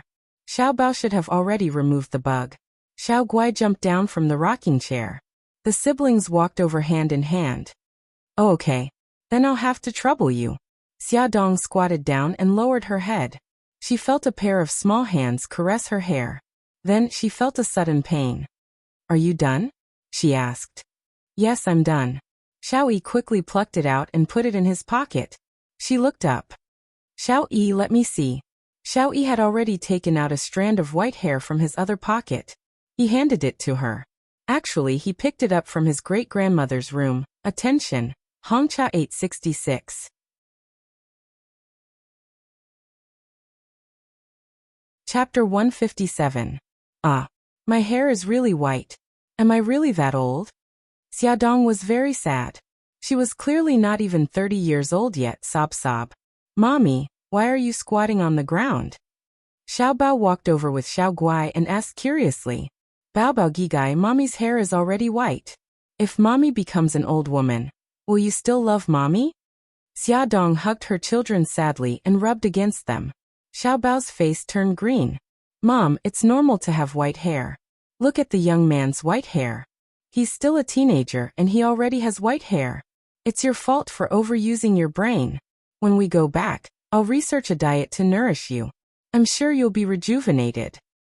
Oh, that's true. But you haven't answered my question. When I become an old woman, will you despise me? Will you be like those unfilial children in the news and chase old grandpas and grandpas out of the house? Xiaodong seized the opportunity to instill the traditional virtues of filial piety. Xiao Bao rolled his eyes. Mom, I told you it's not good to watch too much TV. Look at you. You're still young, and you're already suffering from paranoia. How scary. Xiao Guai's soft body wriggled in Xiaodong's arms. Mommy, don't worry. Even if you become an old woman, my brother and I won't despise you. Xiaodong was so happy that her eyes turned into crescents. Xiao Yi was almost petrified. Was this childlike woman really Xiaobao and Xiao Guai's mommy? And could she really be their mommy? He couldn't help but touch the hair hidden in his pocket. It would only take a week for the paternity test results to come out, and he would know the answer. Bailey Han went downstairs to the living room. He leaned on the sofa and rubbed his brows. Suddenly, the landline beside him rang. As soon as he picked up the call, old Madame Gu's unhappy voice came through. Han, you're in such a hurry to move back to the villa with Xiao Yi because you want to invite Xia Dong to a banquet, right? Grandma, Xia Dong has helped us a lot. You also agreed to let Xiao Yi thank her in person. Madame Dowager said angrily. I agreed, but I meant to invite her to the old mansion and make it clear in front of the whole family. Now you've secretly invited her to your house. If Yin Qian finds out, what will she think? Bailey Han pressed his throbbing veins. Grandma, I've already broken up with Yin Qian. No matter what I do in the future, I don't have to care about what she thinks. Break up? When did this happen? The old madam was shocked and angry. It's been more than half a month. The sound of something breaking came from the other end of the phone. Old madam was so angry that she was trembling all over. Bailey Han, you've grown up and I can't control you anymore, right? Why are you only telling me such an important thing now? Bailey Han held his forehead. Grandma, don't be so agitated. I just think that this is between me and her.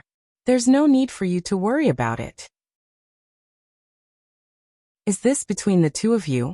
This is between the Bailey family and the Su family. Bailey Han, go back to the old mansion immediately and make things clear. Bailey Han lowered his voice. Grandma, I still have guests now. I'll go back early tomorrow morning, okay? No. You have to come back now. The more she thought about it, the angrier she became. It's because of Xia Dong that you've become like this. I'm telling you, you're not allowed to have any contact with her in the future. Come back quickly. Grandma, Bailey Han still wanted to persuade her, but Madame Dowager clutched her chest and cried out in pain. Bailey Han, you unfilial grandson. Are you trying to anger me to death? Ouch, my chest hurts so much. Bailey Han had a headache. Okay, I got it. Grandma, don't hurt anymore. I'll go back as soon as possible. Madame Dowager was the absolute leader in the family. No one dared to disobey her, including Bailey Han, who was very filial to her. Bailey Han returned to the balcony. Xia Dong was playing games with the children. When she saw him, she got up and said goodbye. It's getting late. I should go back. He nodded. I'll send you down. Watching the BMW disappear into the night, Bailey Han squatted down and patted Xiao Yi's head. Xiao Yi, I'm going to the old mansion to visit great-grandma. Go to bed early. Daddy, I want to go with you. I miss great-grandma and grandma too. Xiao Yi saw that his expression was serious. She had a premonition that something was going to happen, so she wanted to go with him. Bailey Han knew that a storm was coming for him. He didn't want his son to be affected. Xiao Yi, Daddy has something to deal with when he goes back. Gigai, stay at home. I'll take you back tomorrow, okay? Xiao Yi and Gigai nodded. After Bailey Han left, Xiao Yi ran into the living room to check the caller ID on the landline. She asked the butler, Grandpa Butler, did my great-grandma call just now? Otherwise, Daddy wouldn't have suddenly suggested going back to the old mansion. They had just moved back from the old mansion this morning. Yes, little master. What did they talk about? Xiao Yi's big eyes were filled with eagerness and anticipation. Grandpa Butler, you were in the living room just now. You must have heard it, right? This. The butler wiped the sweat from his forehead. He couldn't speak carelessly. Grandpa Butler, just tell me, okay? Xiao Yi suddenly hugged the butler's leg.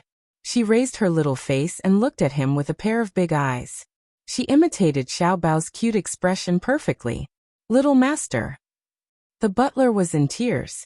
Who could tell him why the usually mature and calm little master suddenly became a cute little cutie? In the end, the old butler, who liked children, couldn't resist Xiao Yi's cute tactics. He wiped his sweat and said, Old Madam and Elder Master were talking about Miss Su. It seems that Elder Master and Miss Su broke up. The old butler didn't dare to say anything else. What welcomed Bailey Han was a storm. As soon as he stepped into the living room of the old mansion, he felt the suffocating pressure in the living room. The whole family stared at him with dark faces. Old Madam stabbed the floor with her walking stick. Ahan, tell me. Why did you break up with Yinqian? We're not compatible. After all, Su Yinqian was the woman he had loved for many years. Even if she had made a mistake, he didn't want his family to hate her, so he didn't tell them the real reason. Not compatible? Bai Jinxiu couldn't help but raise her voice. You've been together for 6 years. You betrayed her back then, and had Xiao Yi with another woman. Not only did she not break up with you, but she also magnanimously helped you get back on your feet. Don't you remember? Now you want to break up with her because of a simple, "We're not compatible"? How can you face her? Bailey Han's eyes darkened. A few years ago he had a car accident. Not only did he lose his memory, but his legs were also seriously injured. He almost couldn't stand up. It was Yin Qian who accompanied him for 6 months of rehabilitation, before he could stand up again. In the bottom of his heart, he was full of gratitude and trust for her. It was because of his deep love that he blamed her. When he found out that his perfect lover had become a woman full of lies and unscrupulous in order to achieve her goals, his heart hurt more than anyone else. He was silent. Bailey Xiong was furious. He slammed the table and scolded sternly. "Ahan, how can you face the Su family by doing this? What will outsiders think of the Bailey family?" Bailey Han's heart sank. He stared sharply at his father. "Others can blame me, but you don't have the right to do so. The one who humiliated the Bailey family is not me, Bailey Han, but you. Back then, who didn't know that the young master of the Bailey family had a mistress outside, and even brought his illegitimate child home. Even now, Lu Xiaoxiao was still living in the villa he bought for her. You unfilial son." Bailey Xiong was so angry that his blood pressure rose. He pointed at him with a trembling finger. "I'm telling you, as long as I'm alive, you must marry Yin Qian. Impossible." Bailey Han spat out these 3 words coldly. The elders were so angry that they were about to vomit blood. The old madam tried to suppress her anger. She raised her hand to stop Bailey Xiong from continuing. Her eyes were as sharp as knives. She stared at Bailey Han. "Ahan, tell me honestly, did you break up with Yin Qian because of Xia Dong?" "No, this has nothing to do with her," Bailey Han said calmly. "Grandma, she's an outsider. Don't drag her into this," the old madam sneered. "An outsider? Ahan, I watched you grow up. You can't hide from my eyes. I know how special you are to her. I'll make it clear today. Even if you break up with Yin Qian, don't even think about marrying Xia Dong. As long as I'm alive, don't even think about it." Bailey Han's face darkened. He wanted to ask why everyone in the family hated Xia Dong so much, but he held back. If he brought the topic to Xia Dong now, it would only bring her trouble. He insisted on breaking up with Su Yinqian. It had nothing to do with outsiders. The old madam said coldly, "Don't give me perfunctory words like unsuitable. Tell me honestly, why did you break up with Yin Qian?" Bailey Han frowned. "Grandma, I've already made it very clear. If you don't have anything else to say, I'll go back first. Xiao Yi is still waiting for me at home. Don't you dare leave." The old madam stood up angrily, picked up the walking stick and hit him. "I'll kill you, you heartless thing. Yin Qian has been with you for so many years. Even if she didn't make any contributions, she still worked hard. How can you be so heartless?" Bailey Han nimbly avoided her attack. He was extremely irritated.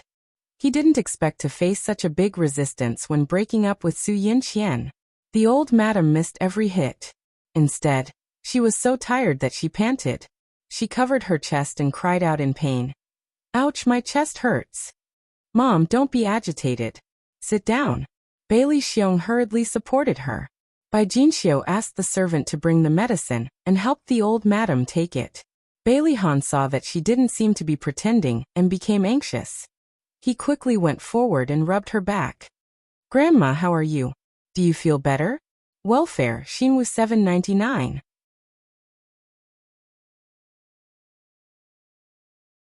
Chapter 158. The old madam took a deep breath and slapped him on the arm. Tears streamed down her face. "You brat, why are you always so worrisome? I thought that you would be more mature now that you're a father, but you still did something so infuriating." "Grandma, don't be agitated. Be careful not to hurt your body. If you're angry, take it out on me." I'm thick-skinned, so I'm not afraid of being hit. Bailey Han caressed her back and coaxed her. The old madam huffed. What's the point of hitting you? If you really want to appease my anger, apologize to Yun Qian and reconcile with her quickly. Great-grandma, grandpa, grandma, daddy. No one noticed that Xiao Yi had suddenly appeared at the door of the living room. Baby Yi, why are you here? The old madam quickly waved her hand. Xiao Yi walked in front of her and looked up pitifully. Great-grandma, don't blame my daddy. Baby Yi, great-grandma isn't blaming your daddy. I'm just discussing something with him. The old madam carried him onto her lap and stroked his head. How did you get here? I asked the chauffeur uncle to send me here. Great-grandma, I suddenly thought of something, so I came over. You won't blame me, right? Xiao Yi leaned his head into her arms and said crisply. Oh, you mischievous boy. How dare you come out of the house alone? Aren't you worried that great-grandma will blame you? Now you know how to worry. Her beloved great-grandson was acting coquettishly in the old madam's arms. Her anger subsided a lot. She pinched his soft cheeks and said, What did you think of that made you come over? Xiao Yi looked at the old madam innocently with his big eyes. His little face puffed up slightly, making him look very lovable. I was thinking about how I rolled down the stairs that night. The old madam was shocked. What happened? Xiao Yi paused and said, I accidentally heard Auntie Yun Qian talking to someone on the phone. The other party seemed to be called Godfather. That night, I went up the stairs with Auntie Yun Qian, and I asked her who Godfather was. Auntie Yun Qian seemed to be in a panic. She told me not to talk nonsense. I lied to her. I said I knew who the Godfather was and she pushed me down the stairs. Xiao Yi's face was full of fear, and her small body trembled. She hugged the old madam's waist in fear. Great-grandmother, I'm so scared. The old madam was shocked. She hugged him tightly and patted his back. Xiao Yi, did you make a mistake? Why would Yun Qian push you down the stairs? Xiao Yi suddenly raised her head. Her bright eyes were filled with tears and her face was full of fear. Great-grandma, I didn't make a mistake. I didn't lie. She really pushed me down the stairs. No. How could this be? How could this be? The old madam couldn't believe it. Yun Qian had always been good to Xiao Yi. How could she do such a thing? If someone else said it, she definitely wouldn't believe it. But Xiao Yi never lied. Bailey Han's feelings were very complicated. He had always wanted to find out the truth about Xiao Yi falling down the stairs. But when he found out the truth, his heart hurt more than anyone else. Bai Jinxiu and Bailey Xiong were also shocked. Bai Jinxiu shook her head. I don't believe it. Xiao Yi, did you lie because you didn't want Yun Qian to be your mommy? I didn't. Grandma, every word I said was the truth. Xiao Yi said angrily. Bailey Han rubbed his brows and said in a deep voice, Mom, Xiao Yi didn't lie. That night, I heard Xiao Yi and Yun Qian's conversation at the top of the stairs. Did you also see Yun Qian push Xiao Yi down the stairs? Bai Jinxiu was very satisfied with Su Yunqian as her future daughter-in-law, so she naturally spoke up for her. Also, who is the godfather? Why did Yun Qian panic when she heard his name? The whole thing is completely baffling. Mom, although I didn't see Yun Qian push Xiao Yi down the stairs, I believe that Xiao Yi wouldn't lie. When Bailey Han looked at his mother now, it was as if he was looking at himself in the past. His bias towards Su Yunqian had already reached a terrifying level. Mom, the godfather is the middleman of a city's killer organization. Why did Yun Qian panic when she heard his name? Why did Xiao Yi hear her talking to the godfather? Isn't the information revealed clear enough? Bailey Han didn't want to involve Xiaodong's matter. Bai Jinxiu still didn't want to believe it. Old madam's face turned pale. She was more rational than Bai Jinxiu. And of course, she thought more deeply than her. What else could a middleman of a killer organization do? It was either to reminisce about the past or to hire a killer. If it was the former, Yun Qian didn't have to panic. If it was the latter, it proved that she wasn't as kind and virtuous as she appeared to be. Since she wasn't a kind person, it was very likely that she pushed Xiao Yi down the stairs to silence her. Old madam could accept that the woman in Bailey's family was ruthless. Otherwise, how could she support the whole Bailey's family? But she could only be ruthless to outsiders, not her own family. If Su Yinqian really did something to hurt Xiao Yi, then she couldn't enter Bailey's family. Old Madam already had a plan in her heart, but she didn't rush to make a conclusion. She looked up at Bailey Han and asked, "Is this why you broke up with Yin Qian?" Bailey Han didn't say anything, which was a tacit admission. Xiao Yi refused to let Su Yinqian off easily. He tugged at Old Madam's sleeve and said, "Great-grandma, I heard that Aunt Yin Qian is pregnant. It's not Daddy's child." "Xiao Yi, don't talk nonsense." Bai Jinxiu scolded him harshly. "You're still a child. What do you mean by pregnant? Where did you hear it from? Don't tell anyone. It'll ruin Yin Qian's reputation." "I'm not talking nonsense." Xiao Yi's eyes were filled with tears. He looked very pitiful. Old Madam couldn't bear to see Xiao Yi sad. "Okay, Jinxiu, Xiao Yi is still a child. Just teach him well. Why are you shouting so loudly?" He touched Xiao Yi's head and said, "Xiao Yi, where did you hear it from?" "I heard Daddy and Aunt Yin Qian quarreling that day," Xiao Yi said aggrievedly. Old Madam's face darkened. "Han, what's going on?" Bailey Han was very helpless against his son's method of forcing a duck onto a perch. He had no choice but to tell them the truth. "This matter started 2 months ago. Actually, we didn't have sex. Her pregnancy was also fake." Bai Jinxiu had never heard anyone mention Su Yinqian's pregnancy until now. After hearing so much information all at once, she was shocked. Old Madam's heart became clear. Only then did she realize that Su Yinqian was not simple. She had said that she had a miscarriage at the hospital back then, probably to cover up the fake pregnancy. "How dare you hide this kind of thing from me?" Old Madam was disappointed in Bailey Han, and even more disappointed in Su Yinqian. Bailey Han did not refute and said lightly, "Grandma, I've already made up my mind to break up with Yin Qian. Don't force me anymore." Old Madam suddenly looked a lot older. She sighed. "Forget it. A forcibly picked melon won't be sweet. Let it be." Bailey Han frowned. "Mom, how are we going to explain this to the Su family?" Old Madam pinched the space between her eyebrows. "Han and Yin Qian broke up half a month ago. The Su family hasn't said anything. I guess they don't know about Han's breakup either. Let's leave it at that for now. If the Su family really wants to fall out with us, we have nothing to be afraid of. After all, we're on the side of reason." After the storm, everyone except Xiao Yi looked a little tired. Bailey Han brought Xiao Yi back to the villa. The father and son did not speak along the way. The atmosphere in the car was tense. The driver was sweating profusely. He brought the young master back to the old mansion without the eldest young master's permission. Would he be punished? Fortunately, Bailey Han did not mention this. After getting out of the car, Bailey Han sent Xiao Yi back to the room. Xiao Yi sat at the head of the bed unhappily with a sullen face. Bailey Han squatted in front of him and asked, "Why are you unhappy?" He pouted.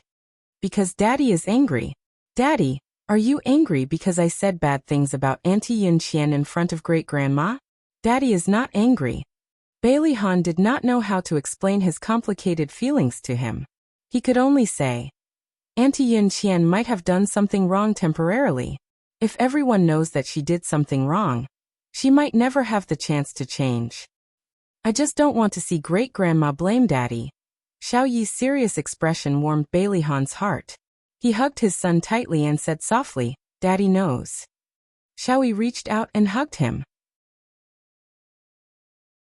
After a moment of silence, he said, "Daddy, do you still remember what Mommy looks like?" Bailey Han paused. "I don't remember. Why are you suddenly asking about this?" Xiao Yi's mood suddenly fell. "Because I saw Xiao Bao and the others playing happily with Chief Editor Xia today." Bailey Han's body stiffened. He lied to him. Xiao Yi's mommy is a very gentle person. She loves Xiao Yi very much, just like Daddy. "Really?" Xiao Yi's big eyes welled up with tears. However, he buried his head in Bailey Han's chest and did not let him see it. "It's true." Bailey Han gently stroked his back. "Daddy, can you tell me how you met Mommy?" There was a hint of nervousness in his soft voice. Bailey Han smiled bitterly. Actually, he did not remember either. He could only change what old Madam had told him before and tell Xiao Yi. "Your mommy and I met at a bar. We fell in love at first sight and soon had you." But why don't you remember what mommy looks like? I really want to know what mommy looks like. Xiaoyi was very sad. He had never even seen his mommy's photo since he was young. Even when he dreamed of mommy, he could not clearly see her face. Daddy was once in a car accident and forgot a lot of things. He also forgot your mommy. Xiaoyi, don't be sad. Daddy promises that he will love Xiaoyi even more in the future. Make up for your mommy's share, okay? Bailey Han saw his son cry sadly and felt worse than being stabbed by needles. Xiaoyi choked and said, okay. Awesome novel Xingwu 799.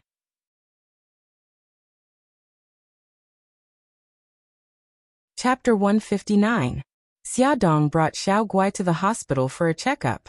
The doctor said that Xiao Guai's condition was still good, and there was no further deterioration. This meant that the chemotherapy had temporarily controlled her condition. At the same time, he suggested that Xia Dong send the child to the hospital as soon as possible for easier treatment. Xia Dong planned to send Xiao Guai to the hospital for hospitalization after Mika Keto returned to China. The side effects of the chemotherapy on Xiao Guai were starting to show. When Xia Dong was combing her hair in the morning, she would secretly pinch a handful of hair that had fallen out behind her back and quietly throw it into the bottom of the trash can. After every chemotherapy session, Xiao Guai would be very tired. From the time she left the hospital until she got into the car, Xia Dong would always carry her and put her in the front passenger seat. She would fall asleep very quickly. Every time this happened, Xia Dong would feel very upset. She wished she could bear all the pain on behalf of her daughter. Xiao Guai fell asleep again. Her little face was abnormally pale, without a trace of blood. While waiting for the traffic light to turn green, Xia Dong took out a clean blanket and covered her body. After Xia Dong turned around, she inadvertently saw the car beside her. The driver was Lin Shihao. Beside him was a beautiful woman. The woman smiled and said something to him. Lin Shihao also smiled. Then the woman took a tissue and wiped his forehead. Her movements were natural and practiced. Lin Shihao calmly accepted it. Xia Dong frowned. They seemed to be very close. After returning home, she still could not forget that scene. After thinking for a long time, she decided to give Yi Siki a call. Yi Zi, I went for a prenatal checkup today and realized that old Lin was not around. Didn't he go to work today? Yi Siki laughed. Yeah, you should have called him in advance. He went to a conference today. Just him alone?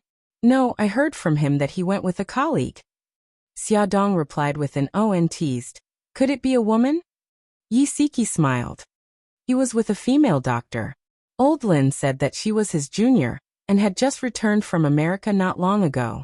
The director even specially instructed him to bring her out to see the world. Why is the dean involved again? You don't understand. Elder Lin's junior is the dean's daughter. Xia Dong said half-jokingly. The dean's daughter is beautiful and capable. Aren't you worried that she will fall for your husband? Yi Siki scoffed at her words. Old Lin tells me everything. Do you think I need to worry? Xia Dong smiled. I'm not asking you to suspect him. I just want you to be more careful. Even if Lin Shihao doesn't have any bad intentions, there are so many beautiful doctors in the obstetrics and gynecology department. Who knows if they will have any ideas? Don't worry. I have absolute faith in our old Lin. How many men like him can you find who would still give me a gift on Qing Festival after 7 years of marriage? Xia Dong smiled bitterly. You're right. I can't find many like that. Men these days would coax you nicely when they were dating, but after they married you, they would become a completely different person. Then that's it. Don't worry about us. You should think more about yourself. Yi Siki started to talk about the usual. Didn't Bailey Han treat you to a meal 2 days ago? How was it? Xia Dong rubbed her eyebrows. What do you mean by how was it? It was just like that. He didn't take the opportunity to confess. Can we not talk about this anymore? Xia Dong scratched the sofa. Yi Siki snorted.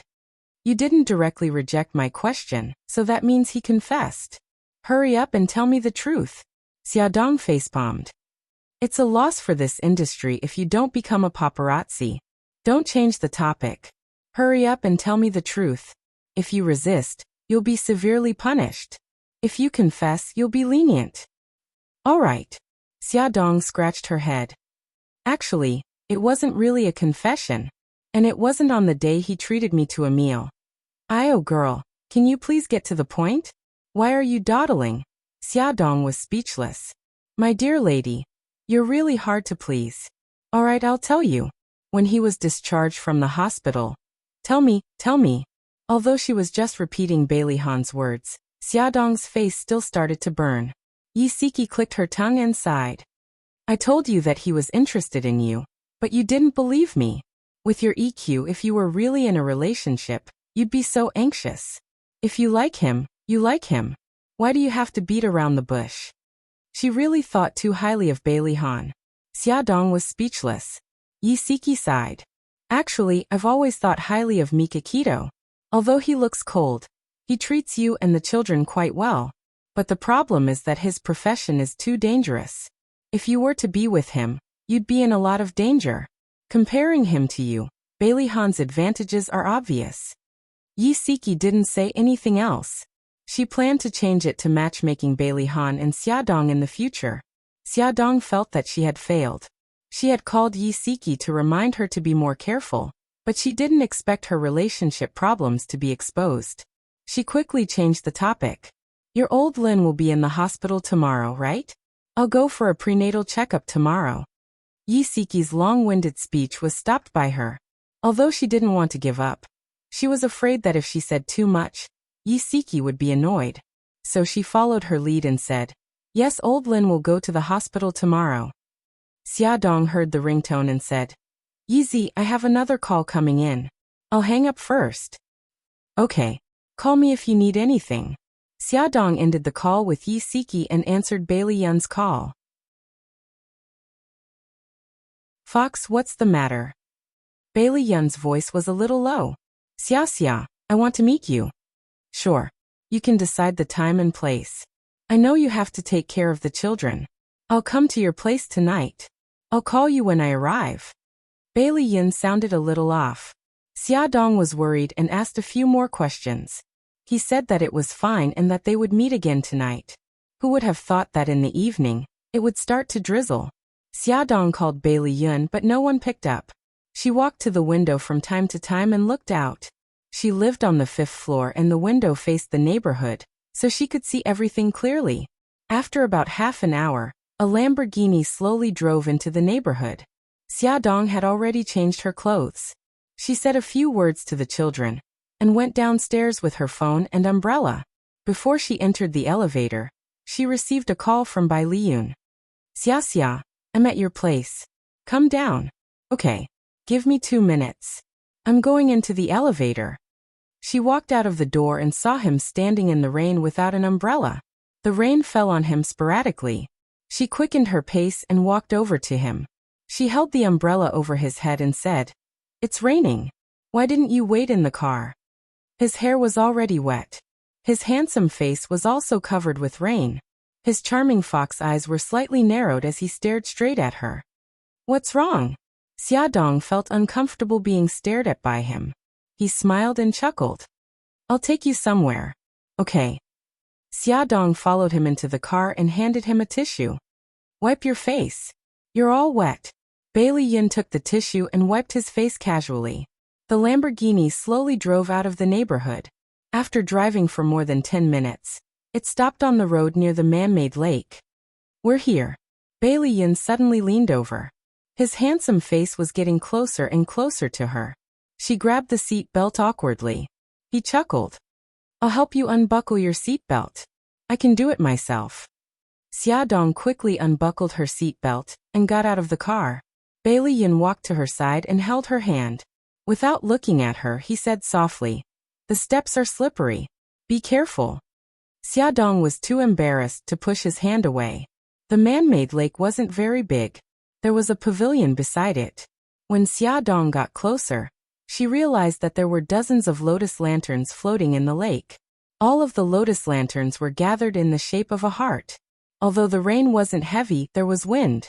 The wind blew the candles in the lotus lanterns until the flames flickered, but none of them went out. Did you light all these lanterns yourself? He nodded and asked with a chuckle. Do they look good? Yes, but why did you light so many lanterns? Xiaodong was still wondering why he was so wet when the rain wasn't heavy. It turned out that he had lit the lanterns in the rain earlier. Bailey Yun's face twitched uncontrollably. He reached out and knocked on her forehead. I beg of you. Can't you be a little more romantic? Oh. Xiaodong rubbed her forehead innocently. It's not that I'm not romantic. It's just that I find it strange. It's not like today is a special day. By the lake, the night was cold.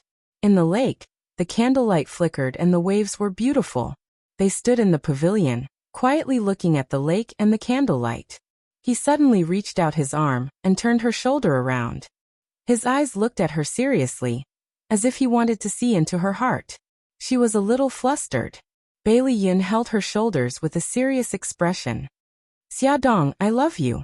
He thought about what Xiao Tianxing said for a long time. In the end, he decided to stake everything on one throw to let her understand his feelings. I love you. This was the first time someone had confessed to her in such a clear and straightforward manner, but she was still extremely flustered. Fox, don't joke around. His fingers gripped her shoulders so tightly that they hurt. His voice was serious and urgent. I'm not joking. Xiaodong, I've liked you for 5 years. Her heart trembled. She bit her lip and didn't dare to look into his eyes. He waited anxiously for her to speak. After a long time, Xiaodong finally said the 3 words that he didn't want to hear the most. I'm sorry. His heart, which had been in his throat, suddenly fell to the bottom of the valley and shattered into pieces. After a long time, he found his voice again. It was bitter and hoarse. Why? Xiaodong smiled bitterly. Look, I already have 2 children, and I'm pregnant with a 3rd. You, on the other hand, are handsome, rich, and charming. We're not compatible at all. The light in his eyes disappeared. He stared at her flat stomach in disbelief. Why, you're pregnant. Awesome novel Hongcha 866.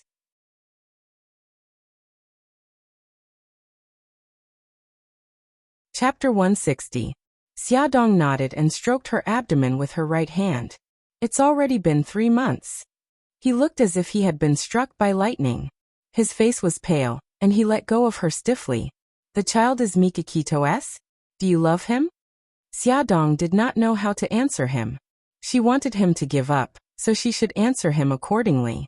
However, she did not want to use Mikakito as a shield anymore.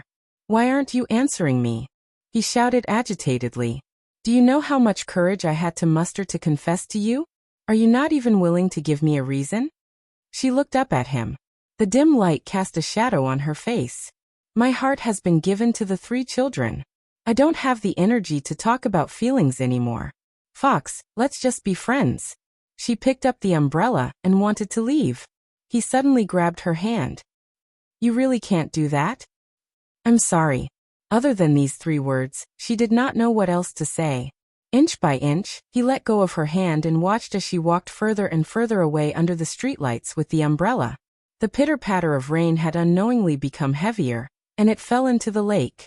The lotus lanterns were extinguished one by one, and in the end, there was only a single lantern left floating in the lake. Bailey Yun looked at her figure disappearing into the night. His mood was terrible. He had failed. Was he really going to give up on her? After walking a distance, the tears in Xiaodong's eyes finally fell. She was so silly. The fox liked her for 5 years, but she didn't realize it.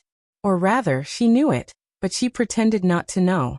It was all because she was greedy for his elegance and the warmth he gave her. A figure approached her. She was startled and raised her head abruptly. What she saw was Bailey Han's familiar face. He was holding a black umbrella, and seemed to have blended in with the night. Why are you here? Bailey Han looked at her. His handsome face was unusually handsome under the dim light, and his whole body was cold. I'm just taking a walk. One had to know that it would take an hour to drive from his house. He really knew how to walk around casually. The 2 of them were silent. Unknowingly, they had already reached the ground floor of her house. She mumbled, I'll go up first. His voice was cold. Aren't you going to invite me up? Out of politeness, she should indeed invite him up to have a seat. However, their current situation seemed to be very awkward. I'll send you up. Before she could say anything, he had already made the decision for her. He entered the elevator first and pressed the button to wait for her. The floor numbers jumped, and when the number reached 4, the elevator suddenly shook and stopped moving. The lights went out, and the small space was plunged into darkness. The elevator was out of order. Xiaodong quickly took out her phone and used the weak light to illuminate the elevator. Bailey Han also took out his phone and called for help while reaching out to press the elevator alarm. "Don't be afraid, the maintenance staff will be here soon." Bailey Han comforted her after ending the call. Xiaodong smiled bitterly. "We're really unlucky. We've never encountered an elevator malfunction before. What a coincidence that the two of us encountered it together." Bailey Han suddenly hugged her and said in a low voice, "You know, I'm very glad that I walked into the elevator with you just now." Her heart trembled. "Why?" He stroked her long hair, and his actions were unbelievably gentle. "How could I be at ease leaving you alone in here?" It would be a lie to say that she was not touched. Her heart felt like it was stuffed with a ball of cotton. She even forgot to push him away and muttered, "You shouldn't be so good to me." He smiled bitterly. "I don't want to either. I know that you're someone else's woman, but I just can't control myself." Because he couldn't control his longing for her, he drove to her neighborhood and happened to see a scene that he shouldn't have seen. Xiaodong felt helpless. She realized that she had gotten herself into a lot of emotional debt. "Did Ayun confess to you?" There were so many lotus flower lights. He only needed to look at them from afar to understand Bailey Yun's intentions. She softly said, "Oh, then how did you reply to him?" His hand involuntarily tightened around her shoulders. She laughed. "Didn't you say that I'm someone else's woman? Of course, I could only reject him. Looks like you really love Mika Keto." Bailey Han's anger rose in an instant. The narrow space was filled with a cold aura. She gently pushed him away and pursed her lips. She didn't say anything else. The atmosphere suddenly became very tense. Just then, someone knocked on the elevator door. "The people inside, don't worry. We'll get you out as soon as possible." There were clanking sounds outside the door. It was the maintenance staff using tools to pry open the elevator door. Soon, the elevator opened a very small gap. The gap grew bigger and bigger. A head peeked in from above the elevator door. It was a man in his 40s. "Both of you, give me your hands. I'll pull you up." It was only then that Xiaodong realized that the elevator had stopped between the 4th and 5th floor. It was about 1.5 meters below the entrance of the staircase. If it were any other day, Xiaodong could easily climb up. But now she was pregnant. "Come up." Bailey Han understood her predicament. He squatted on the floor with his back facing her and pointed to his shoulder. She couldn't help but recall the time when they were on the deserted island. After she was bitten by a snake, he carried her on his back. He was already impatient. "What are you waiting for? It's not the first time." Xiaodong's face instantly darkened. What did he mean by "it's not the first time"? It sounded very easy to think of strange things, okay? She carefully climbed onto his shoulder. He stood up steadily and slowly. The maintenance staff outside the elevator reached out to grab her and pulled her out. The maintenance staff reached out again and pulled Bailey Han out. "Thank you so much." Xiaodong thanked the two maintenance staff gratefully. The maintenance staff exchanged a few pleasantries and continued to deal with the malfunction. Xiaodong and the others climbed the stairs upstairs. When the door opened, Xiao Bao, who was nestled on the sofa playing on the computer, didn't even raise his head. He said lazily, "Mom, why were you gone for so long?" "I'm back now, aren't I?" Xiao Bao stopped playing. "Uncle Bailey is here. Hurry up and say hi to Uncle." Xiaodong took out a pair of clean slippers and placed them beside Bailey Han's feet. Xiao Bao quickly raised his head. His dark eyes stared intently at Bailey Han. His tone was a little harsh. "Bailey Han, what are you doing here?" "Xiao Bao, don't be so rude." Xiaodong reprimanded him sternly. Xiao Bao rarely got yelled at so harshly by her. He felt very wronged and glared fiercely at Bailey Han, who had just entered the room. "I hate you." He quickly jumped off the sofa, hugged his laptop, and ran back to his room. Bailey Han didn't look too good. Xiaodong was full of guilt. "I'm sorry." Xiaobao is too willful. I didn't teach him well. His thin lips moved. It's okay. She quickly asked him to sit down. What do you like to drink? He looked around the living room. Although he had been here a few times, he had never really looked at it seriously. It was a very warm and cozy place that made people feel relaxed and comfortable. He leaned against the soft sofa and watched as she picked up the tea set. Her movements were elegant as she heated the teacups and poured the tea leaves. The tea leaves slowly sank and the tea leaves unfolded. The water vapor mixed with the fragrance of the tea rose like clouds. Her expression was calm as she poured, and ordered the tea. The tea slowly flowed into a small transparent glass teacup. You know the art of tea. Every time he got close to her, she would give him a new surprise. I have a lot of time now. I'm interested, so I learned a little. Sorry for making a fool of myself. He picked up the teacup and smelled the fragrance of the tea leaves. No, it's very good. He wasn't lying. Her skillful postures were even more standard and elegant than those rich miss who came from wealthy families and had learned the art of tea. She chuckled. He put down the teacup and looked at her. Are you still feeling unwell now that your drug addiction is acting up every day? I'm already much better. The antidote you brought is very effective. I haven't thanked you properly yet. He smiled. You already owe me a lot of thanks. It doesn't matter if you owe me one less time. She raised her eyebrows. Are you blaming me for not repaying you? He crossed his arms and looked at her provocatively. You're the one who said it. I've never said it before.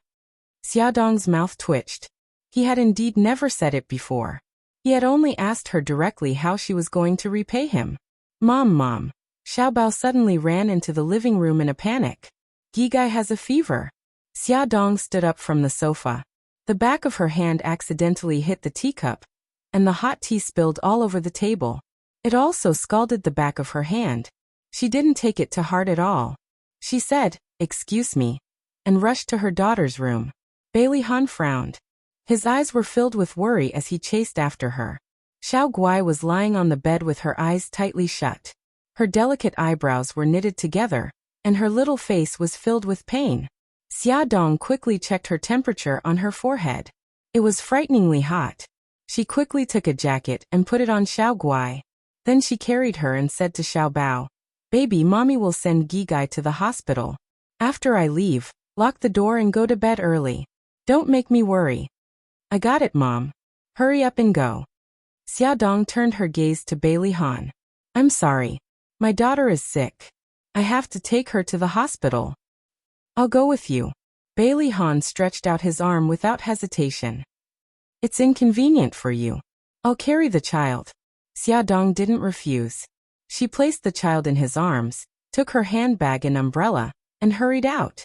The elevator was working normally. Xiaodong was still a little worried. Bailey Han had already carried his daughter into the elevator. She had no choice but to follow. Fortunately, the elevator didn't have any more problems. It was still raining. Bailey Han took off his jacket and wrapped it around Xiao Guai. Xiaodong held the umbrella over their heads. Bailey Han found his car and put Xiao Guai in the back seat. Sit behind the child. It'll be easier to take care of her. Xiaodong was worried that the rain on her body would get on Xiao Guai, so she took off her jacket. Bailey Han turned up the temperature. Beauty novel Songshu 566.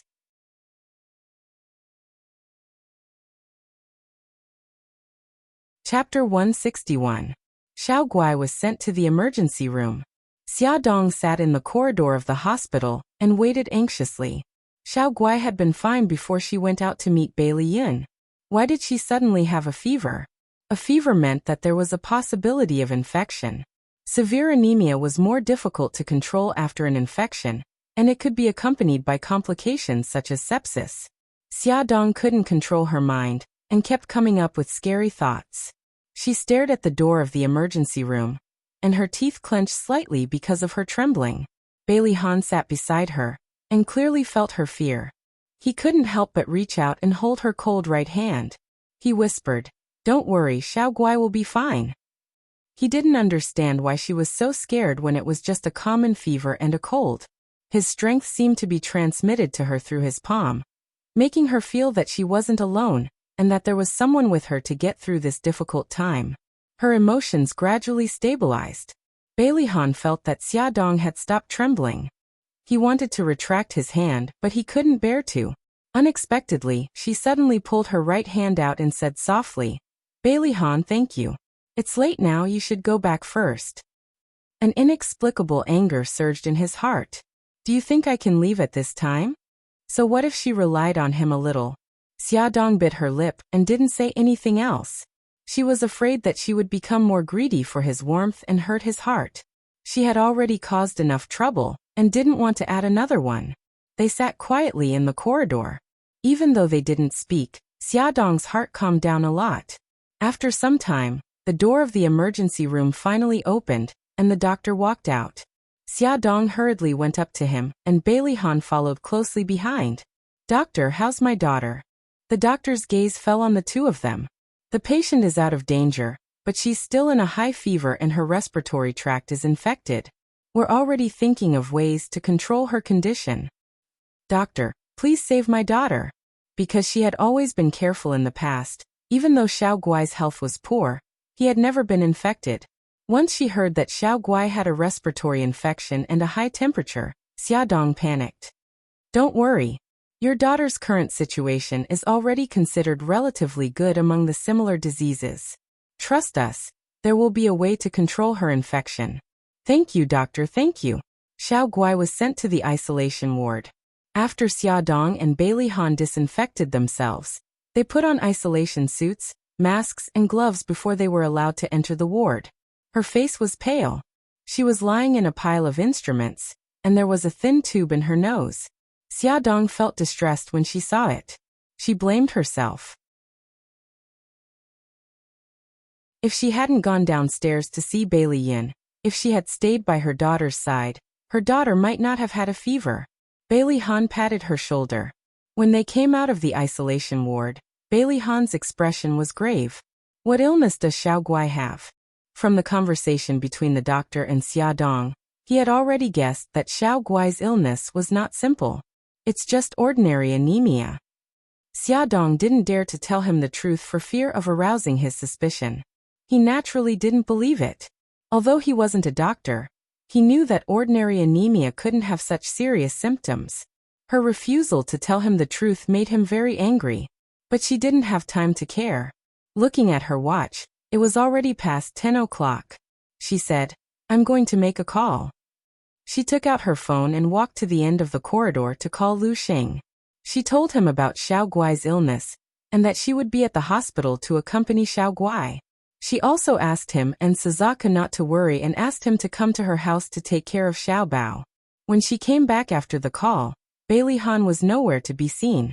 She thought that he had already gone back, but she didn't expect him to come back a few minutes later. He said lightly, "I've already asked the nurse, miss, to arrange for someone to take care of you. You can go home and rest tonight." "Thank you, but I'm worried." "I'll stay too." He grabbed her wrist and his handsome face was cold. "Have you forgotten that you're pregnant? If something happens to you, who will take care of Xiao Guai?" She was stunned and couldn't refute him.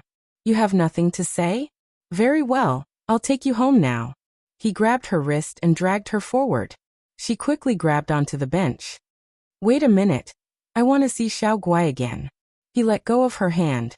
She stood in front of the window of the isolation ward and looked at her daughter, who was still unconscious through the glass. She prayed silently in her heart that her daughter would be able to get through the night safely, that her body temperature would drop quickly, and that her respiratory infection would be controlled quickly. "Okay, let's go." She was afraid that the more she looked at her daughter, the more reluctant she would be to leave. She steeled her heart and turned to leave. It was already 11 o'clock when they arrived downstairs. Bailey Han insisted on taking her upstairs. Standing at the door, she took out the key to open the door. Just as she put the key in, the door was opened by someone from inside. Lu Xing stood in front of them expressionlessly. His eyes were cold and murderous through his thick lenses and sharp as a knife as he glanced at Bailey Han. His whole body was emitting a signal. "How dare you steal boss's woman? You don't want to live anymore." Bailey Han completely ignored him and said goodbye to Xia Dong calmly. "Be careful on the road." Xia Dong watched Bailey Han enter the elevator and glared at Lu Xing. Lu Xing, do you have to be so obvious? Am I? Lu Xing's tone was indifferent. I think my expression is very normal. Your expression is very normal because you've always been expressionless. But your eyes are about to freeze. Xia Dong was speechless. Do you hate Bailey Han that much? Lu Xing said indifferently. If I liked him, things would be serious. Lu Xing, so you also know how to joke. Be careful that no girl likes you when you're always so cold. Lu Xing's mouth twitched. No, I'm very popular in Japan. A flock of crows flew over Xia Dong's head. Sure enough, she shouldn't have had too high expectations for Lu Xing's humor. Xia Dong scratched her head.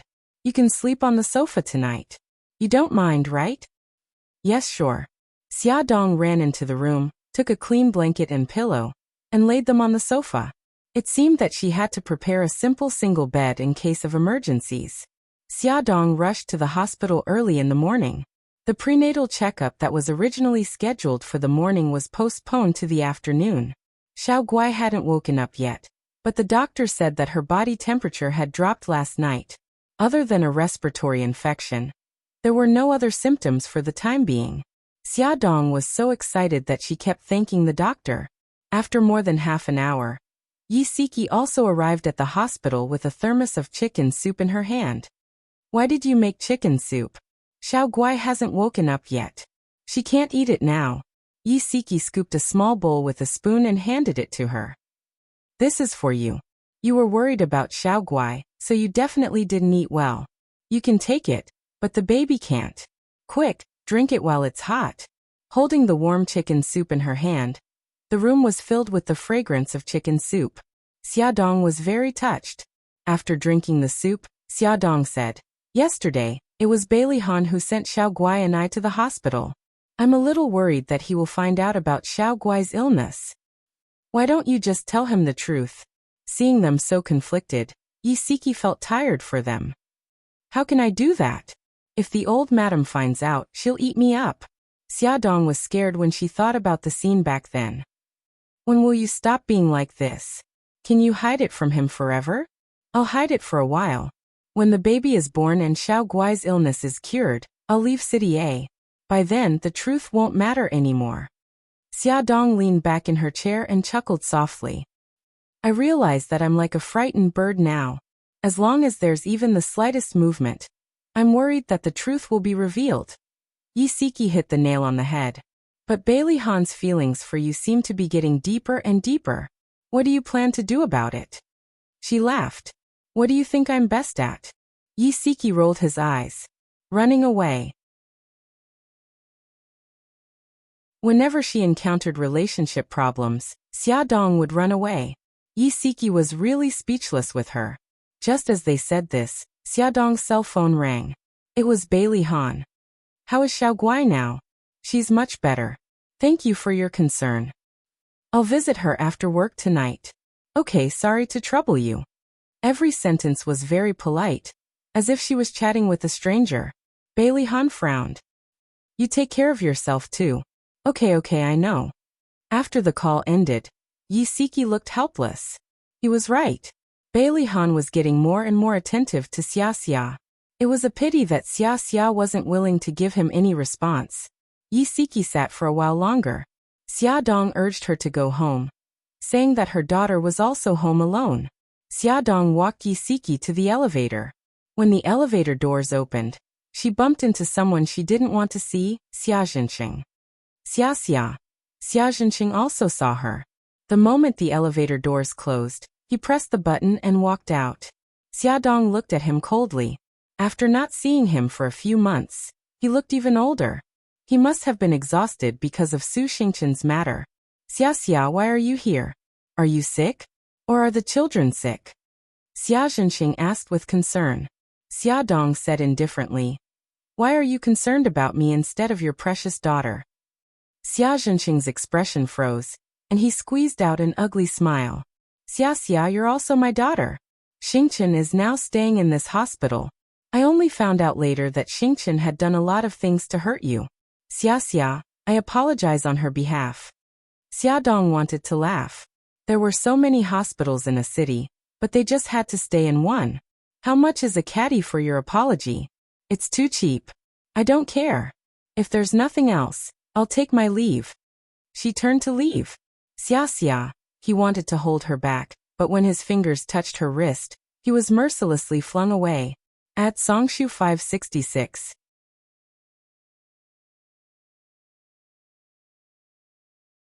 Chapter 162. Xia Zhenqing watched as she walked further and further away. In the end, he couldn't help but secretly follow her. In the end, he found that she had stopped in front of the isolation ward. He didn't dare to approach her and could only watch from afar. When she changed into the isolation gown and entered the ward, he acted like a thief and leaned against the wall. He saw his cute little granddaughter lying on the hospital bed. Her face pale and weak to the point that it made his heart ache. His phone suddenly rang. Xia Zhenqing hurriedly covered his phone and quickly ran away. He lowered his voice. Honey. Xia Zhenqing, where are you now? Why haven't you come down after so long? Su Morong's unhappy voice came from the phone. I just asked you to come down and get something. You're not happy, are you? Honey, you misunderstood. There were too many people in the elevator, so I waited for a few more minutes. Xia Zhenqing quickly ran to the elevator. When he reached this floor, he quickly pressed the button. Hurry up and come down. Su Morong didn't wait for his reply and impatiently hung up the phone. Xia Zhenqing ran all the way out of the hospital. In the parking lot outside the hospital, a luxury car was parked. Seeing him appear, the car window slowly rolled down. Su Morong handed a bag of clothes out of the window. She frowned and complained. This is Xingchen's change of underwear. Give it to the nurse. You knew that I had to go to the company for a meeting, so why didn't you hurry up? Xia Zhenqing took the bag and smiled. Okay, I got it. Honey, hurry up and go. Su Xingchen stayed in the VIP ward on the 12th floor. Ever since her face was disfigured, her temper became more and more irritable. She was like a firecracker. As long as someone said something she didn't like, she would fly into a rage. Because of this, Xia Zhenqing had to be careful. He even helped to say a lot of good things to the doctors and nurses. Although her temper was irritable in front of Su Morong, she was as obedient as before. So every time Su Morong heard Xia Zhenqing say that Su Xingchen's temper became worse, she didn't take it seriously. This only increased Su Xingchen's temper. When Xia Zhenqing returned to the ward, Su Xingchen was throwing a tantrum again. The things on the bedside table were scattered all over the floor. The cause was that Su Xingchen's hair was accidentally hooked by the nurse when she wiped her body. Su Xingchen had her first plastic surgery and her face was wrapped in gauze. She leaned against the bed and pointed at the nurse's nose and scolded her. The nurse's nurse is sorry, but she didn't let her. Xia Zhenqing couldn't stand it anymore. He put the bag aside and said, Xingchen, she didn't do it on purpose. Don't blame her anymore. She didn't do it? Then she did it on purpose to kill me? Xia Zhenqing's suit look. Teet, so what if I? Xingchen of her test T Subi's not be laughed. Xia Zhenqing immediately shut his mouth. He knew that if he continued to argue, Su Xingchen's mood would only get worse. He waved his hand and called the nurse outside the door. Lowering his voice he said, Little Wang, Xingchen's current condition is not good. She often says some unpleasant things. Don't take it to heart. Little Wang had taken care of many patients before, and had seen many with bad tempers. However, it was her first time seeing someone like Su Xingchen. She felt wronged. Mr. Xia, I can't do this job. You should hire someone else. Little Wang, please be understanding. Xia Zhenqing said some nice words, but Little Wang didn't want to take it anymore. How about this, Little Wang? I'll give you double your salary. You can hold on a little longer, okay? Little Wang hesitated. The Su family was already giving her a high nursing fee. If she were to double it, the amount would be considerable. However, with Su Xingchen's temper, after hesitating for a while, she finally nodded her head. Xia Zhenqing breathed a sigh of relief. In this month, Su Xingchen had already angered 2 nurses. If Little Wang also quit, he really didn't know where to find such an experienced and good-tempered nurse. After comforting the nurse, Xia Zhenqing returned to the ward. Xingchen, you rest for a while. I'm going out to do something. Didn't you just come downstairs? Su Xingqian had been lying on the bed for a long time. Whenever she saw someone else walking around freely, her heart would burn with anger. I just came downstairs to get your clothes. I'm going out to buy some fruits for you. Okay then. Come back quickly. Xia Zhenxing didn't take the elevator directly to the ground floor. Instead, he stopped on the 7th floor. This was where he met Xia Dong.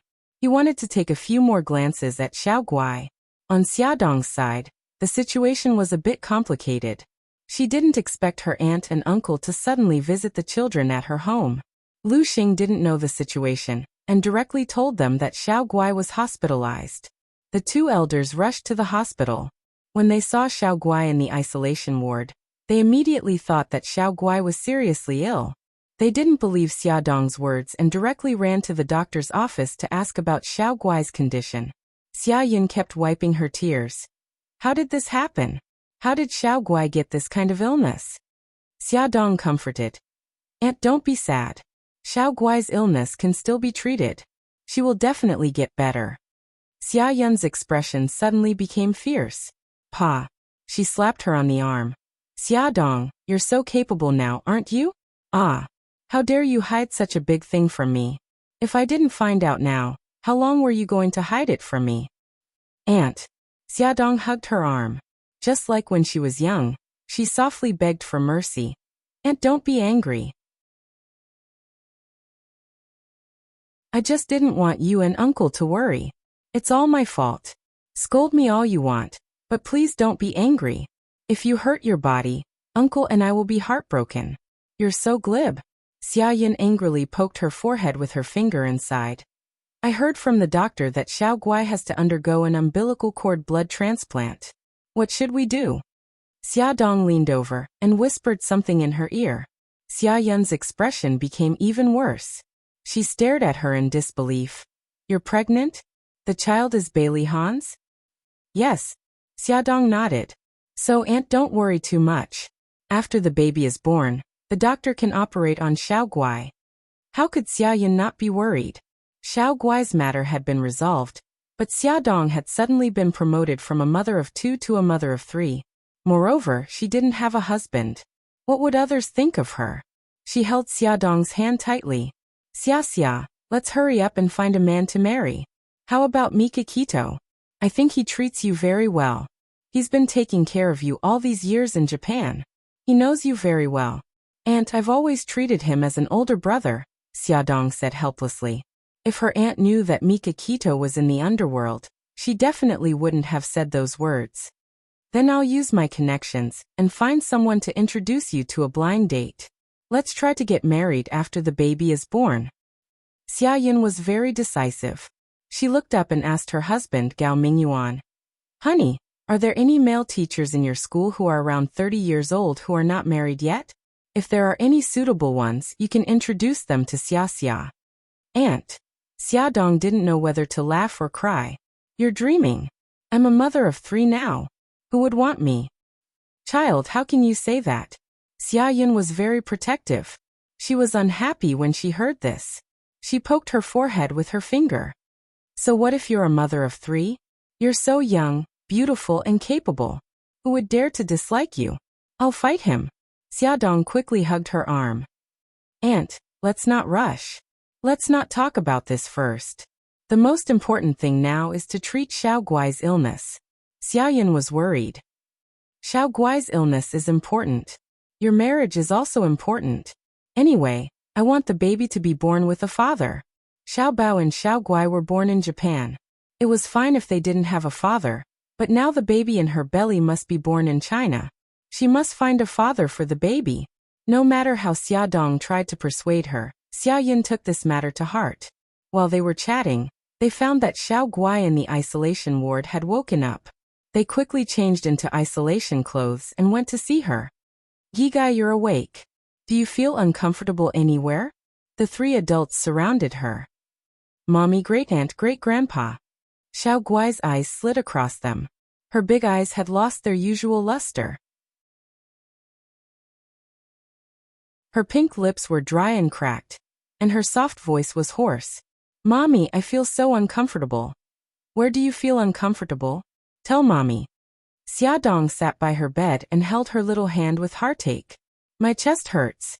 My throat hurts. My head is dizzy and I want to vomit. Don't be afraid. Great aunt will call the doctor for you. Xia Yin let Xiaodong stay with the child while she hurried out to call the doctor. Unexpectedly, when she reached the corridor, she saw Xia Zhenqing walking over in a panic. She shouted, Xia Zhenqing. Xia Zhenqing had been peeking outside the isolation ward. He didn't expect Xia Yin to suddenly come out and be caught red-handed. He looked embarrassed. What are you doing here? Are you peeking at Xiao Guai? Xia Yin was angry when she saw him. She said angrily, Don't come here again. We don't want to see you again. Xia Yin shouted so loudly that everyone in the room heard it. Xiaodong didn't want to go out and cause trouble for herself. Gao Mingyuan was afraid that Xia Yin and Xia Zhenqing would quarrel, so he said something and went out to persuade them. Wife, this is the hospital. Don't shout so loudly. It's not good to be seen by others. Gao Mingyuan walked to their side. Xia Yin snorted and glared at Xia Zhenqing. Forget it. I don't want to talk nonsense with you now. With that, she went to find the doctor. Xia Zhenqing's old face turned red and white. Gao Mingyuan looked at him. Old Qi, Xiao Guai is seriously ill. Xia Dong and Xia Yin are both upset. It's better if you don't appear in front of them for the time being. Xia Zhenqing looked embarrassed. I know. I just want to know how Xiao Guai is. What illness does she have? Attention Hongcha 866.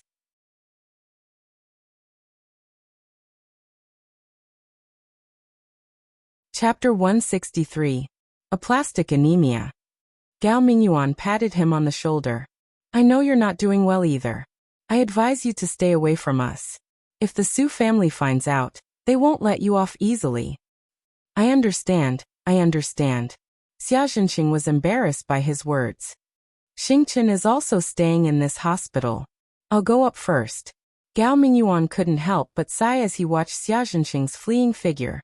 He still remembered how Xia Ling and Xia Dong had suffered when Xia Zhenqing abandoned them. He also knew that Xia Zhenqing had secretly helped Xia Ling's small restaurant, but Su Morong soon came looking for them.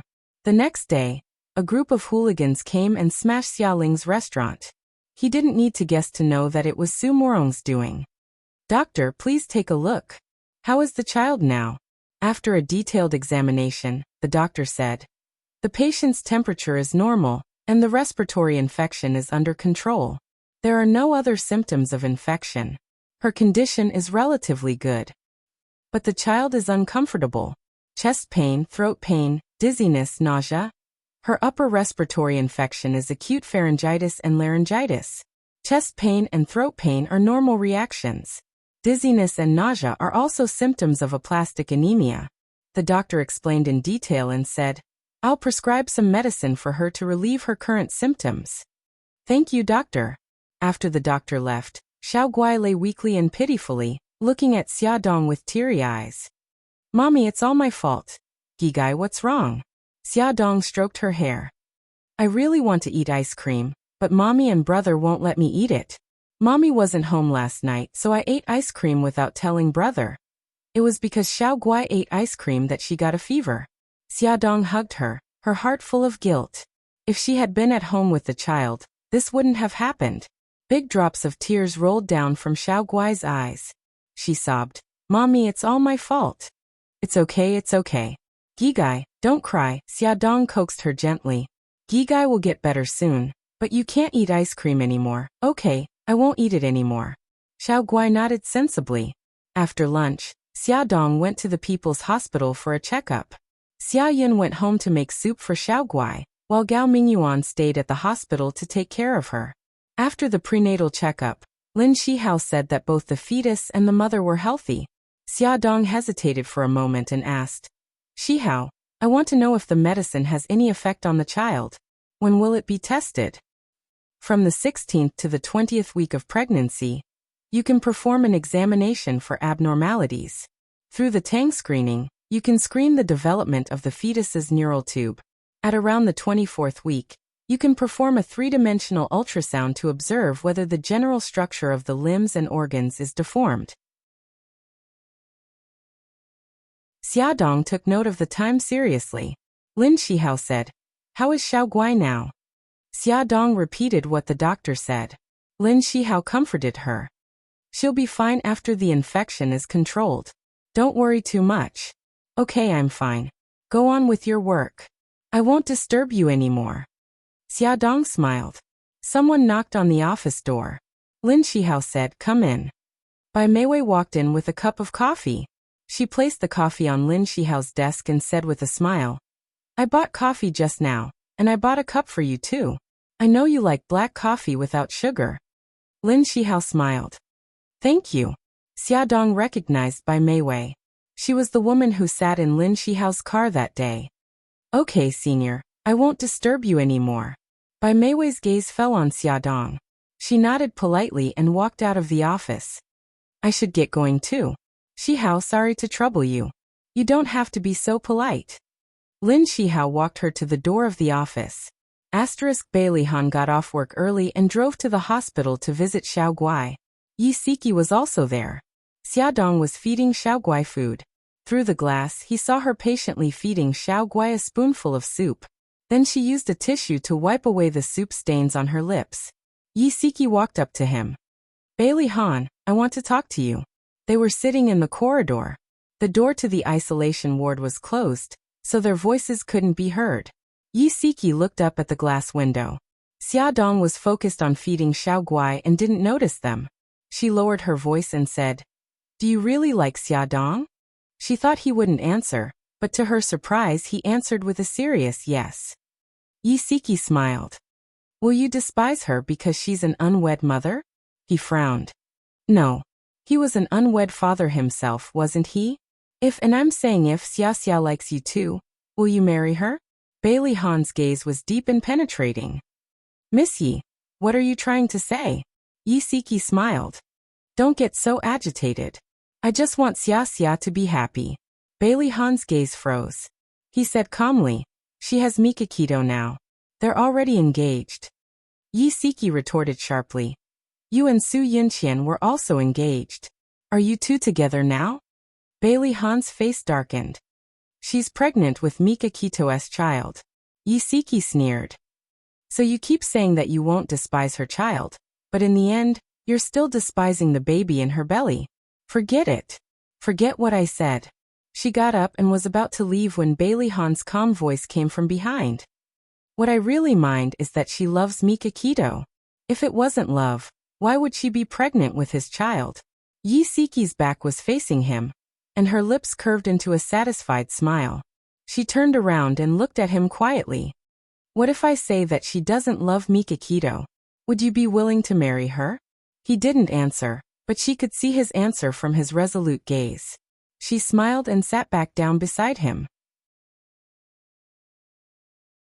She said softly, "Bailey Han, I'm only going to tell you this once. Listen carefully. Xia and Mikakito are only pretending to be engaged. The child in Xia's belly isn't Mikakito's. She's not a fickle woman. As for whose child it is, don't tell me you still don't know." Bailey Han felt a gush of hot air rush to his head. He was completely stunned. The thoughts that popped into his head were driving him crazy. His heart was pounding like a war drum. He almost wanted to rush in and interrogate that little woman who was full of lies. His deep eyes were filled with coldness as he stared fixedly at the glass window. His gaze was like an icicle piercing into Xiaodong's body. She actually had a fake engagement with Mikakito. The child in her belly was really his, but she lied and said that it was Mikakito's. Damn it. How could he fall for such a liar? But he deserved to die for liking her. Bailey Han clenched his fists. He wanted to beat himself up. Yi Siki smirked. "You should keep these things to yourself. If you interrogate Xia, she will never admit it. Also, don't rat me out. Otherwise, I won't help you anymore." His voice was filled with suppressed anger. "What else do you know? Whose children are Xiao Guai and Xiao Bao?" Yi Siki shrugged. "I won't say another word about them. If you're interested, you can check it out yourself." She muttered in her heart, Xia, don't blame me. I'm just thinking about your lifelong happiness." Yi Siki continued, "Don't blame me for not reminding you. Mikakito will be back in a month at most. When that time comes, it will be much harder for you to pursue Xiaxia. So you'd better take action now. He frowned. Okay, I'm going back now. You can keep her company. Yi Siki bid farewell to Xia Dong and Xiao Guai, and left the hospital. Bailey Han changed into his isolation suit. Xiao Guai had already finished eating and was lying quietly in bed, listening to Xia Dong tell her a story. Seeing him, Xiao Guai was very happy. Her beautiful eyes curved into cute crescents as she said softly, Uncle Bailey, I'm so happy to see you. Bailey Han's eyes were full of smiles as he said gently, Why? Xiao Guai giggled. Because you're as handsome as Uncle Shen. Gigai, you're such a love-struck fool. Xia Dong pinched her little nose in annoyance. It was just a childish remark, but Bailey Han took it seriously. He sat on the chair beside her bed and expressed his opinion seriously. I'm more handsome than your Uncle Shen, right, Xia Dong? There was a mischievous look in his eyes as he waited for her answer. Xia Dong was speechless. You're both very handsome. Are you happy now? She had never seen such a narcissistic person. No, Uncle Shen is more handsome. Xiao Guai pouted unhappily. In her heart, Uncle Shen was closer to her, so she had to defend Uncle Shen, even though Uncle Bailey was actually a little more handsome than Uncle Shen. Xia Dong poked Bailey Han's arm and smiled mischievously. See, Xiao Guai doesn't agree with your opinion. It's okay. No matter what Xiao Guai says, it's always right. Bailey Han didn't mind at all. There was a doting look in his eyes as he smiled and stroked Xiao Guai's hair. However, he didn't expect that a gentle touch would cause him to remove several strands of hair. He had a bad feeling in his heart. He calmly hid the strands of hair in his palm and smiled as if nothing had happened. Gigai, Uncle will bring Brother E to see you tomorrow, okay? Okay. Xiao Guai's eyes sparkled. She suddenly turned her gaze to Xia Dong. Mommy, let Brother come over too. The three of us can play together, okay? Okay, Mommy will bring Brother over tomorrow. After chatting for a while, Xiao Guai was tired. Xia Dong sang a nursery rhyme to coax her to sleep. After she fell asleep, they quietly left. Bailey Han stretched his arm in front of her and opened his palm. What's going on? Add Songshu 566.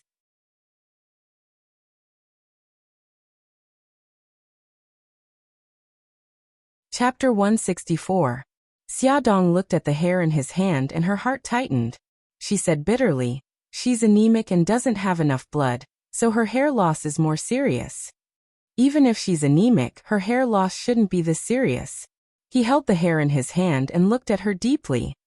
Xia Dong, don't lie to me anymore. What illness does Xiao Guai have? Xia Dong gritted her teeth. Anemic. Bailey Han's face darkened. It's okay if you don't want to tell me. I can ask the doctor. You're not the patient's family. You have no right to get the patient's condition from the doctor. I have many ways to get the doctor to tell me. She sat on the bench and covered her face with both hands. Her voice was tired. Bailey Han, don't force me. I'm not forcing you. I just want to know the truth. He just wanted to enter her life and understand her better. But I don't want to say it. I beg you, leave me some dignity, okay? She suddenly looked up at him.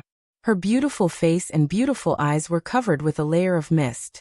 His heart softened. She wanted freedom, so he gave her freedom. She wanted dignity, so he gave it to her. However, she was the woman he liked. Even if he had to go to the ends of the earth, he would not let go. He did not continue the previous topic. You're tired. I'll take you home. Xia Dong heaved a sigh of relief. She took one last look at Xiao Guai and Gigai followed him home. Bailey Han drove seriously and stared ahead. He said lightly, Yin has decided to go to America. Xia Dong was shocked. America? Why? He said he's going to America to start a business. After Bailey Yun's last confession failed, he went to Charm Club and got drunk. He slept at home for a day, and then suddenly announced to his family that he was going to America to start a business. Only Bailey Han knew the real reason. He had been rejected by Xia Dong, so he hid abroad to recuperate. As for starting a business, Bailey Han had reservations. Xia Dong fell silent. She guessed that Bailey Yun went abroad because she rejected him. After Bailey Han sent Xia Dong home, He sat for a while before leaving. When Xiaodong walked him to the door, he suddenly said, "I want to touch your belly." "Ah, let me feel the baby," he said seriously. Xiaodong blushed. She grabbed his outstretched hand and placed it on her abdomen. She said softly, "It's only 3 months. I can't feel the fetal movement." Her abdomen was slightly protruding. When he placed his hand on it, there was a strange feeling. His expression was calm, but his heart was in turmoil. He couldn't help but be excited. That was his child. Even though the child hadn't moved yet, he had a feeling that it was his flesh and blood. He suddenly pulled her into his arms and said hoarsely, "Take good care of the baby." She was at a loss. "Yes, I will. Okay, I'm leaving." He stroked her hair gently and looked at her abdomen with a tender gaze. His warm gaze made Xiaodong feel uneasy. Could it be that he had found out something? No, that's impossible. If he knew that the baby was his, he wouldn't be so calm. Yes, that's right.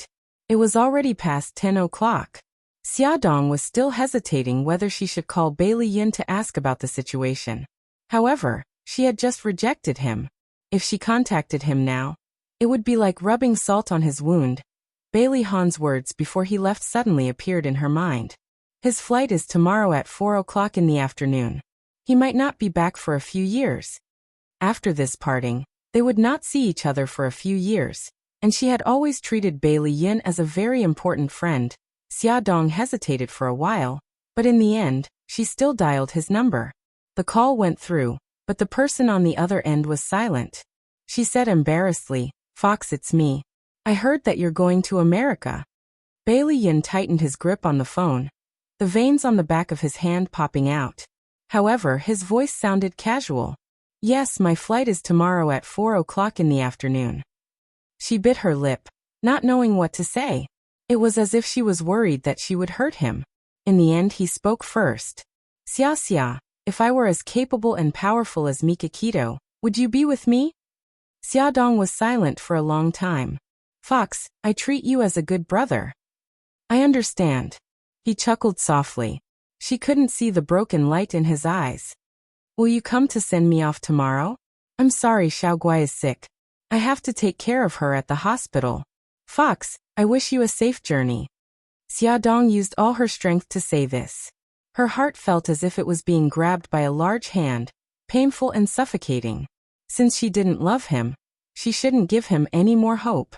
City A's International Airport. The afternoon sun was scorching.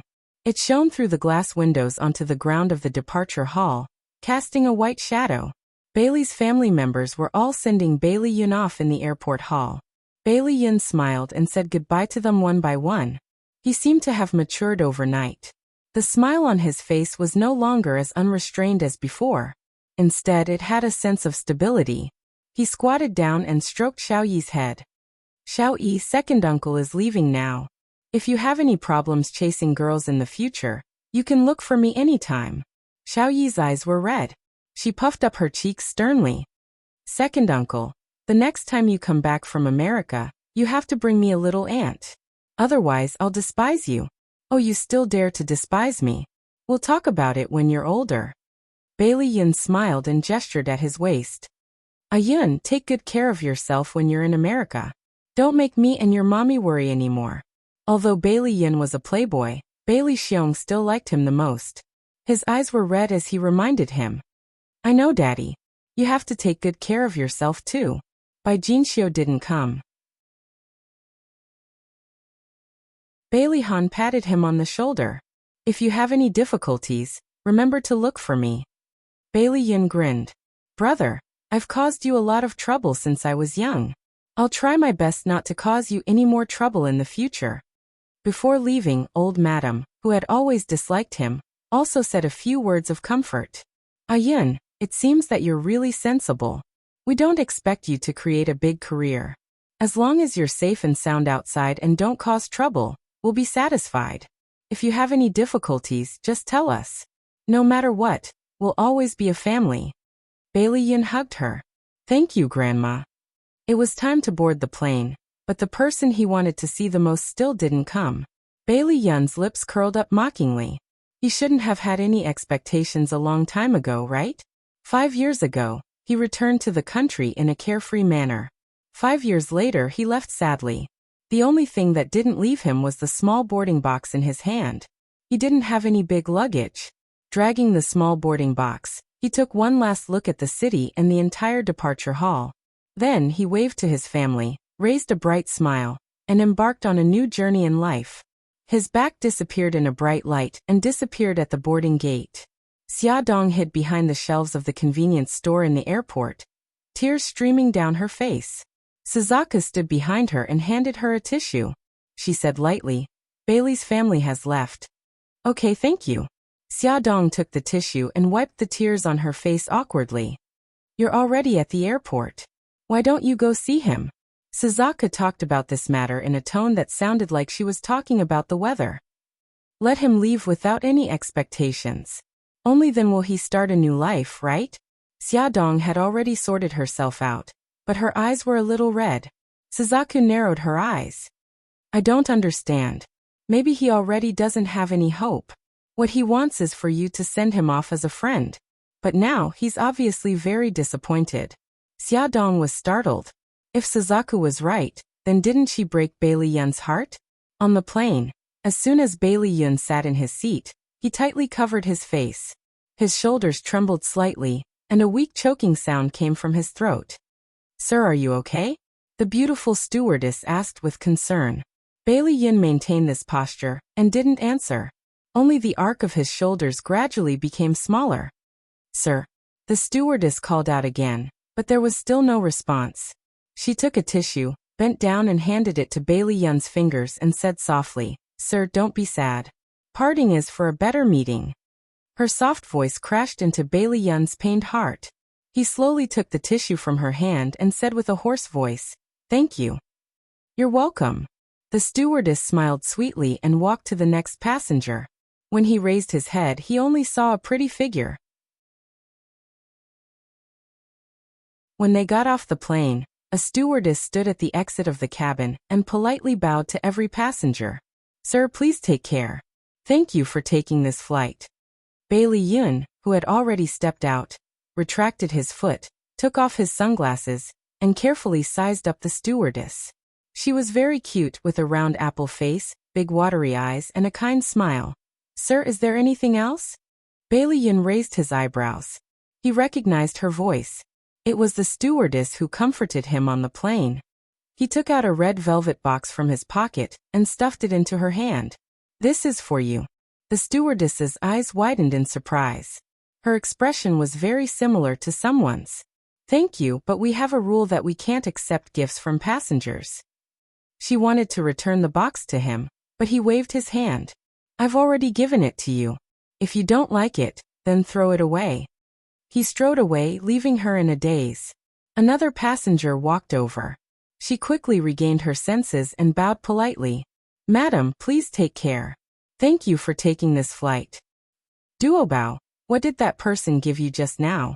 Quickly open it and see." A colleague witnessed this scene. After the cabin was empty, he went up to her and gossiped. "I don't know either." Li Duobao was very innocent. She didn't understand why that stranger forced something on her. "Open it and see." Her colleague Su Qing snatched the box from her hand and opened it. He was stunned. "What a beautiful bracelet. This is Cartier's rose gold bracelet. From the looks of it, it should be specially custom made. And there are words behind it. Summer Star. What does it mean?" Li Duobao's delicate nose wrinkled. She suddenly thought of something. Maybe it's the name of his beloved, loved one. And Li Duobao nodded heavily. "I remember now. Before the plane took off, I saw a man with his head lowered. He seemed to be crying. I took a tissue to comfort him. That man's hairstyle and clothes were exactly the same as the man who gave me the bracelet just now. I think he might be sad because he was separated from the person he loves." Bai Li Yun had a head full of golden hair. It was really too easy to recognize him. "Oh my God, just because you comforted him, he gave you such a valuable bracelet?" Su Qing wanted to cry. Why didn't such a good thing happen to him? Li Duobao's cute apple face collapsed. "But I can't accept it. How can I return it to him?" Su Qing shrugged with an expression that said, "You can find out his identity through the registration list. But Miss Li Duobao, don't forget that this flight is to New York. Even if you're looking for a needle in a haystack, you won't be able to fish him out." "That's true." Hua, Li Duobao's little face wrinkled. "But even if it's hard to find him, I'll still find him." Su Qing shouted exaggeratedly. "Anyway, he gave it to you willingly. Just accept it. Why do you have to find trouble?" "Because I don't deserve it. I won't be able to sleep with this thing." Li Duobao sighed. "Besides, this is a gift that he intends to give to his beloved. What's the matter with me accepting it?" She had already made up her mind to keep the bracelet well. As long as she found that man, she would return it to him. Bailey Yin walked out of the airport. It was morning in New York. The city was bustling with people, and no one would stop to look at him. He swore that he would let everyone in this city know his name within a year. Linny once asked him why he didn't stay in a city if he was determined to develop his career. It was the place where he grew up. He could also get the protection of his family. He replied that he wanted to be like Bailey Han. He wanted to use his own ability to make the people in Bailey's family look at him in a different light. He wanted to make her look at him in a different light. But at that time, he didn't know that Xiaodong wouldn't wait for him for a year. The thing that Su Yinqian was worried about finally happened. She went to visit the old madam. The old madam's attitude towards her suddenly became lukewarm. Bai Jinxiu, who had always loved her, also distanced herself from her. Su Yinqian knew that her plan was exposed. Seeing that the situation wasn't right, she immediately changed. Tears poured out of her eyes and she said in a sobbing voice, "Grandma, Mommy Bai, I'm here today to apologize." The old madam said faintly, "Why do you say that?" "Grandma, I know that I'm wrong about pretending to be pregnant. But that's because I love Han too much," Su Yinqian said as she wiped her tears. Her pitiful look was really beautiful. "Grandma, you know how Han treats Xiaodong. I'm afraid that he will be taken away by Xiaodong. I'm also worried that he will remember the past because of Xiaodong." His head, at Hongcha 866.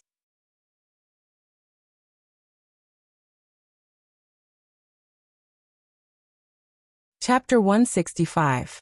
Her crying stopped just in time. Old Madame Dowager frowned. That was exactly what she was worried about. However, what Su Yinqian did challenged her bottom line. She would never forgive her.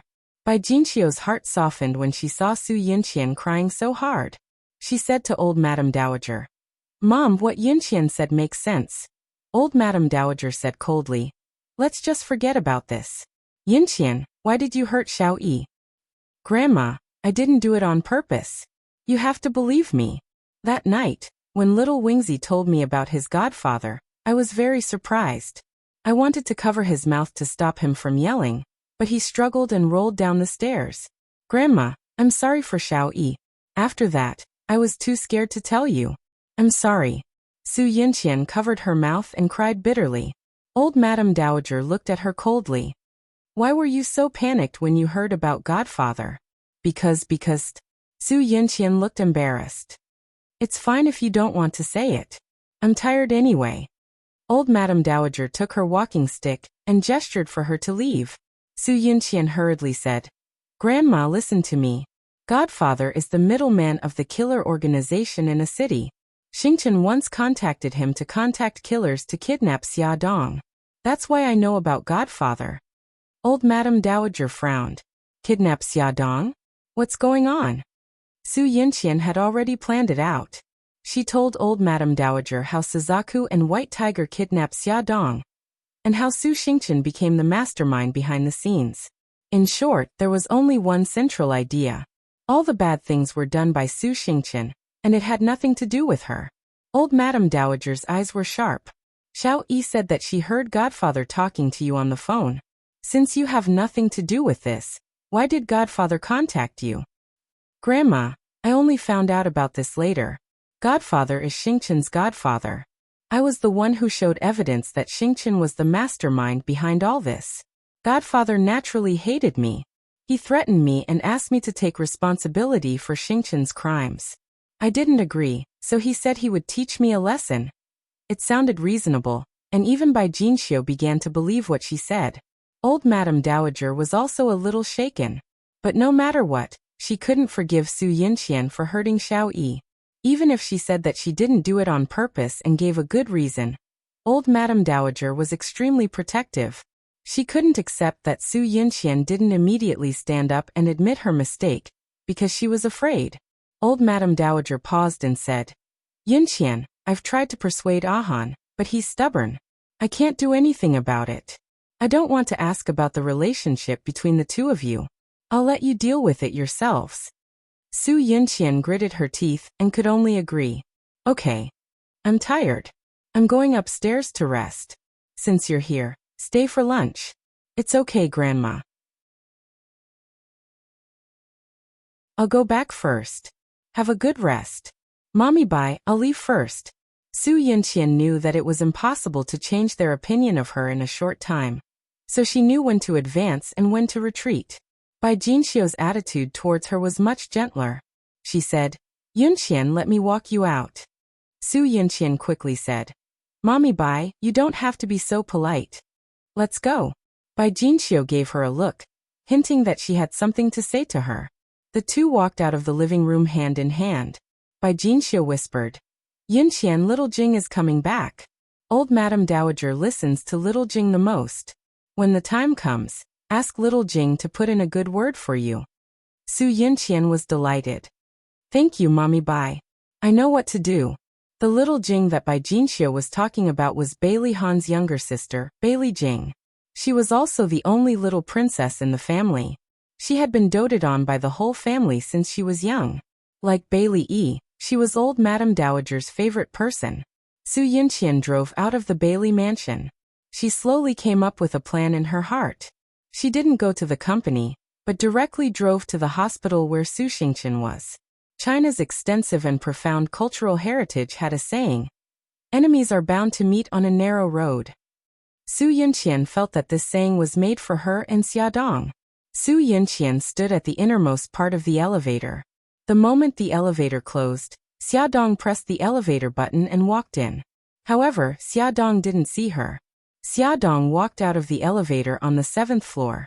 Su Yinxian's brows furrowed, and a trace of calculation flashed across her eyes. Uncle, I'm here to see Xingqian. Su Yinxian pushed the door open and entered. Xia Zhenxing was peeling fruit for Su Xingqian. Xia Zhenxing hurriedly gave up his seat. Yinxian, you're here. You guys chat first. I'll go out for a while. When Su Xingqian saw Su Yinxian, his temper rushed up. He said sarcastically, My dear cousin, don't you feel sick of seeing me make a fool of myself every few days? Only the two of them were left in the ward. Su Yinxian didn't have to pretend anymore. She smiled faintly. Sick of it? Why would I be sick of it? On the other hand, Xingqian, I heard that your temper is getting worse and worse. You even drove away a few nurses in anger. Your current state will only make the person who harmed you more excited. Su Xingqian sneered. Aren't you the one who harmed me? Su Yinxian ran her fingers through her hair and smiled brightly. Every injustice has its perpetrator, and every debt has its debtor. Even if you want to take revenge, you should know who your opponent is. To tell you the truth, I've already broken up with Han. Right now, Xia Dong is the biggest winner. Do you still want to fight with me and let her reap the benefits? Su Xingqian questioned. Do you think I'll believe your words? Su Yinxian retorted. You've already become like this. What's the point of lying to you? Su Xingqian was so angry that he almost broke his teeth. His head was wrapped in gauze, revealing only a pair of eyes filled with hatred. She said coldly, Don't think that I can't do anything to you just because I've become like this. Su Yinxian shrugged. Of course not. I know you have a very powerful godfather. She smiled lightly. Xingqian, I'm here to tell you a piece of good news. What good news can you have? She smiled mysteriously. Bailey Jing is coming back. Don't you think that's good news? Su Xingqian's eyes lit up. Bailey Jing grew up with him. Their relationship was very good. At least in Bailey Jing's eyes, that was the case. Bailey Jing had a lot of authority in the Bailey family. If she was willing to help him, Su Xingqian couldn't help but clench his fists. Su Yunqian saw his reaction and laughed softly. I just saw Xia Dong on the 7th floor of the inpatient department. Enemies are bound to meet on a narrow road. Why is she here? I don't know. I'll leave first. Have a good rest. Su Yunqian achieved her goal and didn't stay any longer. Su Yunqian's words were like stones, causing 1,000 ripples in Su Xingqian's heart. Her hatred for Xia Dong increased day by day after her disfigurement. She wanted to know everything related to her. Su Xingqian found an excuse to send Xia Zhenxing away. Then, with a head full of gauze, he took the elevator to the 7th floor. She searched ward by ward and finally saw Xia Dong outside the isolation ward. She was playing with Xiao Guai. The mother and daughter were laughing happily. Su Xingqian couldn't wait to rush in and strangle them. In the evening, Su Morong came to visit Su Xingqian after work. Su Xingqian secretly told Su Morong about Xia Dong's daughter being hospitalized. Su Morong advised her not to act rashly, but Su Xingqian didn't give up. She had already found out that Xia Dong would leave the hospital every night after coaxing Xiao Guai to sleep. The best way to make Xia Dong suffer was to hurt the person she cared about the most. Su Xingqian's heart was twisted. As long as she thought about taking revenge on Xia Dong, she was filled with energy. At 8 o'clock in the evening, Bailey Han came to visit Xiao Guai. The two of them stayed in the ward to accompany Xiao Guai. Su Xingqian, who was secretly observing from outside the ward, had accumulated the hatred in her heart to its peak. It surged and howled, looking for an outlet to vent. When Xiao Guai fell asleep, Bailey Han sent Xia Dong home. The corridor was full of patients with bandages wrapped around their heads, but they didn't care. On the 12th floor in the VIP ward, Su Xingqian's caregiver, Xiao Wang, found that Su Xingqian was missing. He searched the entire floor but couldn't find her. He anxiously called Su Morong to report. At this time, Su Morong and Xia Zhenxing had just returned home from the hospital. When they heard that Su Xingqian was missing, they hurriedly drove to the hospital. On the other side, Su Xingqian didn't go through any sterilization or protective measures. She quietly entered Xiao Guai's ward. After entering, she pulled down the curtain of the isolation ward. Under the dim light, Xiao Guai was lying quietly, fast asleep. Su Xingqian sneered. She took out a pair of white gloves from the pocket of her hospital gown and put them on. She slowly stretched out her hand, took a pillow, and covered Xiao Guai's face with it. Her hands fiercely pressed down on the pillow. Xiao Guai's entire face was covered by the pillow. Her breathing was difficult. In her sleep, her two legs kicked wildly, her hands flailed wildly, and she fiercely struggled. Her small and weak body writhed in pain under the blanket, letting out a painful woo-woo sound. It was as if Su Xingqian had been injected with chicken blood. Her entire body was boiling with passion, and the feeling of revenge attacked her brain. She grinned and squeezed the pillow even harder. Xiao Guai's painful groans became softer and softer, and her struggling movements became weaker and weaker. At this time, the ward's door was suddenly opened. A figure flew over, grabbed Su Xingqian, and pulled her back a few steps. Su Morong rushed over. Her face was full of anger. She lowered her voice and said, "You're crazy. Come with me." "No, I'm not going. I'm going to kill her." Success was in the blink of an eye. How could she give up? Pa. Su Morong fiercely slapped her on the head. She suppressed her anger and roared, "Su Xingqian, stop messing around, come with me." Su Xingqian was stunned. Mommy actually hit her. Su Morong removed the pillow from Xiao Guai's face and casually threw it on a chair. She bent down to check Xiao Guai's breathing. She quickly grabbed Xiao Guai's wrist and dragged her out of the ward. The two of them looked like they were being chased by a monster. They hurriedly returned to the 12th floor. "Xingqian, where did you go? Your mommy and I were worried to death." Xia Zhenxing and Su Morong split up to look for Su Xingqian's whereabouts.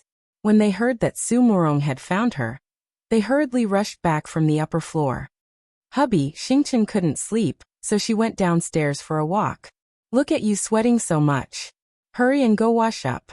Su Morong considerately handed a towel to Xia Zhenxing and pushed him into the bathroom. Only the mother and daughter were left in the room. Su Morong coldly said, "Xingqian, come with me."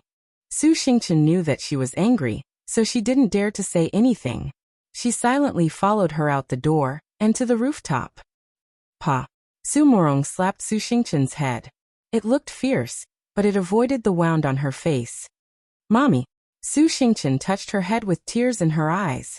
Don't call me mommy. I don't have a daughter as stupid as you. Su Morong was so angry that her whole body trembled. She pointed at her daughter's nose and said angrily, Su Xingqian, you used to be quite smart. How did you become an idiot now? Do you think that you can get revenge on Xiaodong just because you killed Xiaoguai? Have you ever thought that you're a criminal now?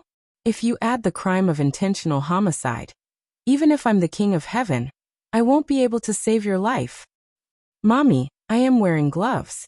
They won't leave any fingerprints. Also, no one knows that I entered Xiaoguai's room.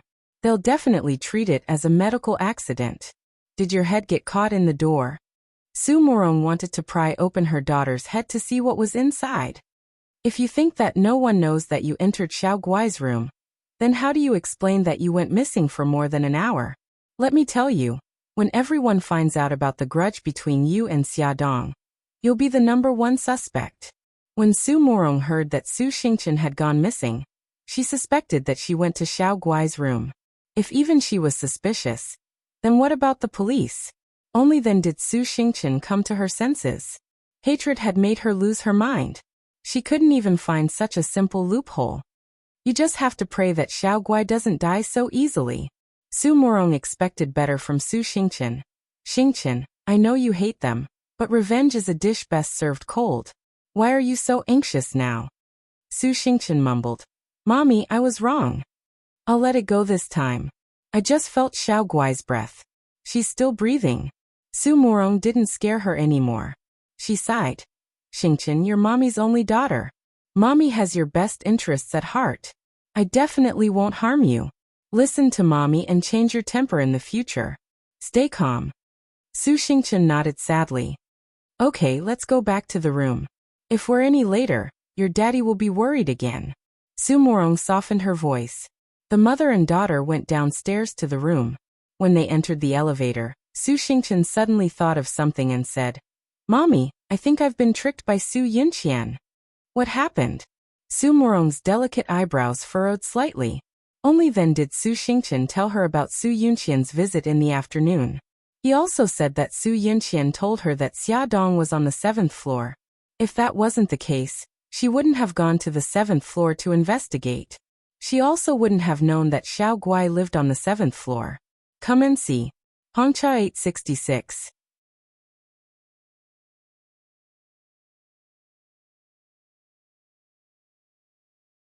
Chapter 166. Su Morong coldly snorted. Your uncle's precious daughter is much better than you. Look at how skillful she is at using someone else to do her dirty work. Xingqian, you should learn from her. Mommy, I was tricked by her. Why are you still speaking up for her? Su Xingqian said, feeling wronged. How did I give birth to such a good-for-nothing daughter like you? Su Morong poked her head with her finger and said resentfully, think about it. Why can she use someone else to do her dirty work but you can't? Su Xingqian was startled. Suddenly, her eyes lit up and she said, Mommy, are you referring to Bailey Jing? Su Morong nodded in satisfaction. Think about it. Why did Su Yunqian tell you that Bailey Jing is coming back to China? Doesn't she want you to use Bailey Jing to deal with Xiaodong? Yes, that must be it. Then let her have her way. Su Morong's lips curved into a cruel smile. However, you want Bailey Jing to deal with not only Xiaodong but also Su Yunqian herself. Su Xingqian's eyes flashed with excitement. Mommy, I know what to do. I won't let you down again. On the 7th floor, the emergency beeper in the ward was ringing nonstop. Doctor, the patient in the isolation ward is suddenly suffocating. Prepare for cardiac resuscitation.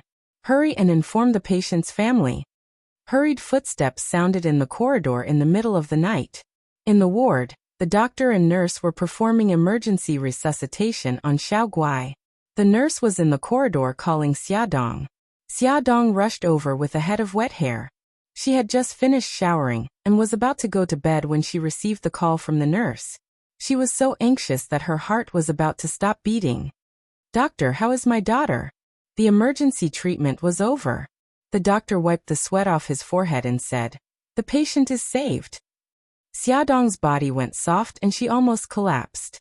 She leaned against the wall and said, "Doctor, thank you. But I don't understand why Xiao Guai suddenly stopped breathing. We are also very curious about this matter." The nurse suddenly pointed to the pillow on the chair and said, "I remember very clearly that when I went out, I put this pillow next to Xiao Guai. How did it get on the chair?" Xiaodong also remembered. Something flashed through her mind and she blurted out, "Doctor, when Sister Li and I left the ward, did any medical staff come in?" The Sister Li that Xiaodong mentioned was the nurse she hired to take care of Xiao Guai. The doctor frowned. "I don't think so. The routine examination is over." "Miss Xia, are you suspecting that someone deliberately hurt your daughter? It seems too far-fetched to just rely on a pillow." If this matter was true, then the hospital also had to take some responsibility. Xiaodong only thought for a moment and understood the doctor's concerns. She said with a serious expression, "I just think that Xiao Guai suddenly stopped breathing. It's a little strange. Doctor, I believe in this hospital. That's why I sent my daughter here. I also have reasons to think that the hospital should strengthen its management. This time my daughter was saved, so nothing major happened. If something really happened, which one of you can bear the responsibility? Miss Xia, please rest assured. This kind of accident will not happen again." The door of the isolation ward was not locked. It was very likely that an outsider would break in. It was indeed their negligence in management. After this incident, Xiaodong was worried about leaving Xiao Guai alone in the hospital. She suggested staying with her daughter. The nurse, Sister Li, persuaded her for a long time, but she did not listen. The next morning, Xiaodong woke up in the ICU and found that she had a slight tendency to catch a cold. Her head was a little dizzy, her nose was blocked, and her throat was stinging. She went to the outpatient department to see the doctor. The doctor said that she had indeed caught a cold. It was probably because she went to bed before her hair was dry last night. After taking some cold medicine, her body felt weak and she wanted to sleep. Sister Li advised her to go home and rest. "Miss Xia, you have a cold now. It's better to go home and rest. It's broad daylight. I've been watching over Xiao Guai. Nothing will happen."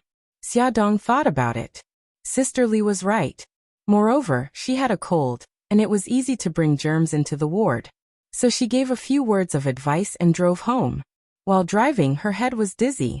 Once, she almost hit the railing on the side of the road. She was so frightened that she suddenly woke up. When she finally drove home, she was covered in cold sweat. "Mommy, why do you look so pale? Did something happen to Xiao Guai?" Xiao Bao saw her pale face and was shocked. "Xiao Guai is fine. I have a cold. Baby, Mommy took the medicine and is sleepy. I'm going to sleep for a while.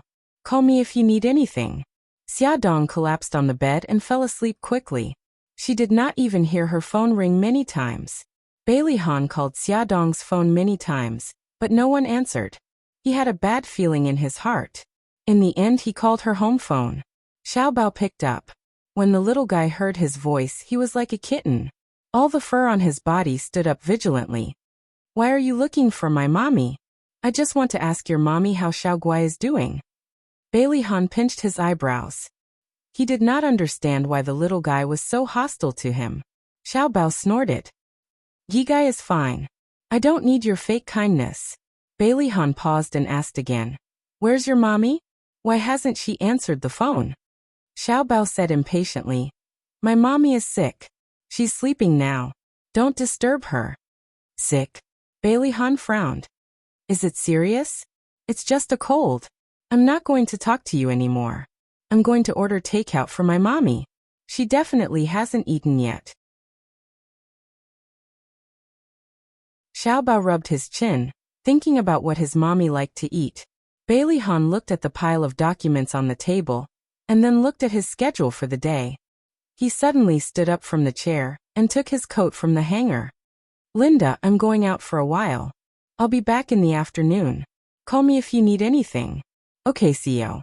When Bailey Han drove his luxury car to the mall wearing a high-end handmade suit, he bought a lot of things in the vegetable and fruit section. He pushed the cart to the exit to pay the bill, which attracted the attention of many young wives and aunties. Some people even came up to him and asked, "Young man, do you have a girlfriend? Auntie can introduce you." Bailey Han's expression was cold. He said indifferently, "Thank you, Auntie, but I already have a girlfriend." TSK, what a pity. The more the auntie looked at Bailey Han, the more she felt that he was her future son-in-law. It was a pity that he already had someone he liked. When Bailey Han said this, the hearts of the people around him broke. He paid the bill, rushed out of the crowd, and got into his luxury car with bags of various sizes. Xiaobao heard the doorbell ring. He looked at the person outside warily before opening the door. "Bailey Han, what are you doing here?" Xiaobao was speechless. Was the man in front of him carrying bags of various sizes really the cold and heartless king of hell in the business world, Bailey Han? "I'm here to see your mommy." Bailey Han did not wait for him to invite him in. He directly grabbed the bags and forced his way in. Hey, what are you doing? Don't touch my kitchen. Don't touch my fridge. That's my favorite bowl. Don't touch it." Xiaobao followed behind Bailey Han with his short legs. Seeing him busy like a spinning top, he could not help but shout in exasperation. "Shoo!" Bailey Han suddenly squatted down and put his index finger to his lips, making a shushing gesture. "Don't be so loud. Be careful not to wake your mommy." At this moment, Bailey Han was wearing an apron with cartoon images printed on it. His cold and handsome face looked much gentler. He touched Xiaobao's head. "I'll make something delicious for you later. The kitchen is very smoky. Gigai, go play outside." You. Xiaobao's face turned red. After a long while he squeezed out 3 words. "You rascal." Bailey Han chuckled and did not deny it. Xiaobao flew into a rage out of humiliation. He kicked his leg and ran out of the kitchen angrily. Xiaodong woke up. She hugged the quilt and sat up in bed. Her head was still a little dizzy, but her cold symptoms had improved a lot. She grabbed a shawl and draped it over her shoulders. Yawning, she lazily walked to the living room and poured herself a glass of water. Holding it with both hands, she curled up on the sofa. A fragrant smell wafted from the kitchen, followed by the sound of cooking. Her mind was still not fully awake. She squinted her eyes and leaned against the soft sofa. She called out lazily, "Brother Shen." After calling out, she suddenly realized that something was wrong. Brother Shen had gone to Japan. Then who was cooking in the kitchen? Could it be Miss Tianluo? She amused herself. Her mouth was open foolishly when a figure suddenly walked out of the kitchen with a plate of food in his hands. Xia Dong was instantly petrified. Bailey Han looked at her shocked expression in amusement. The corners of his lips turned up. "You're awake. Just in time. The food is ready. Get ready to eat."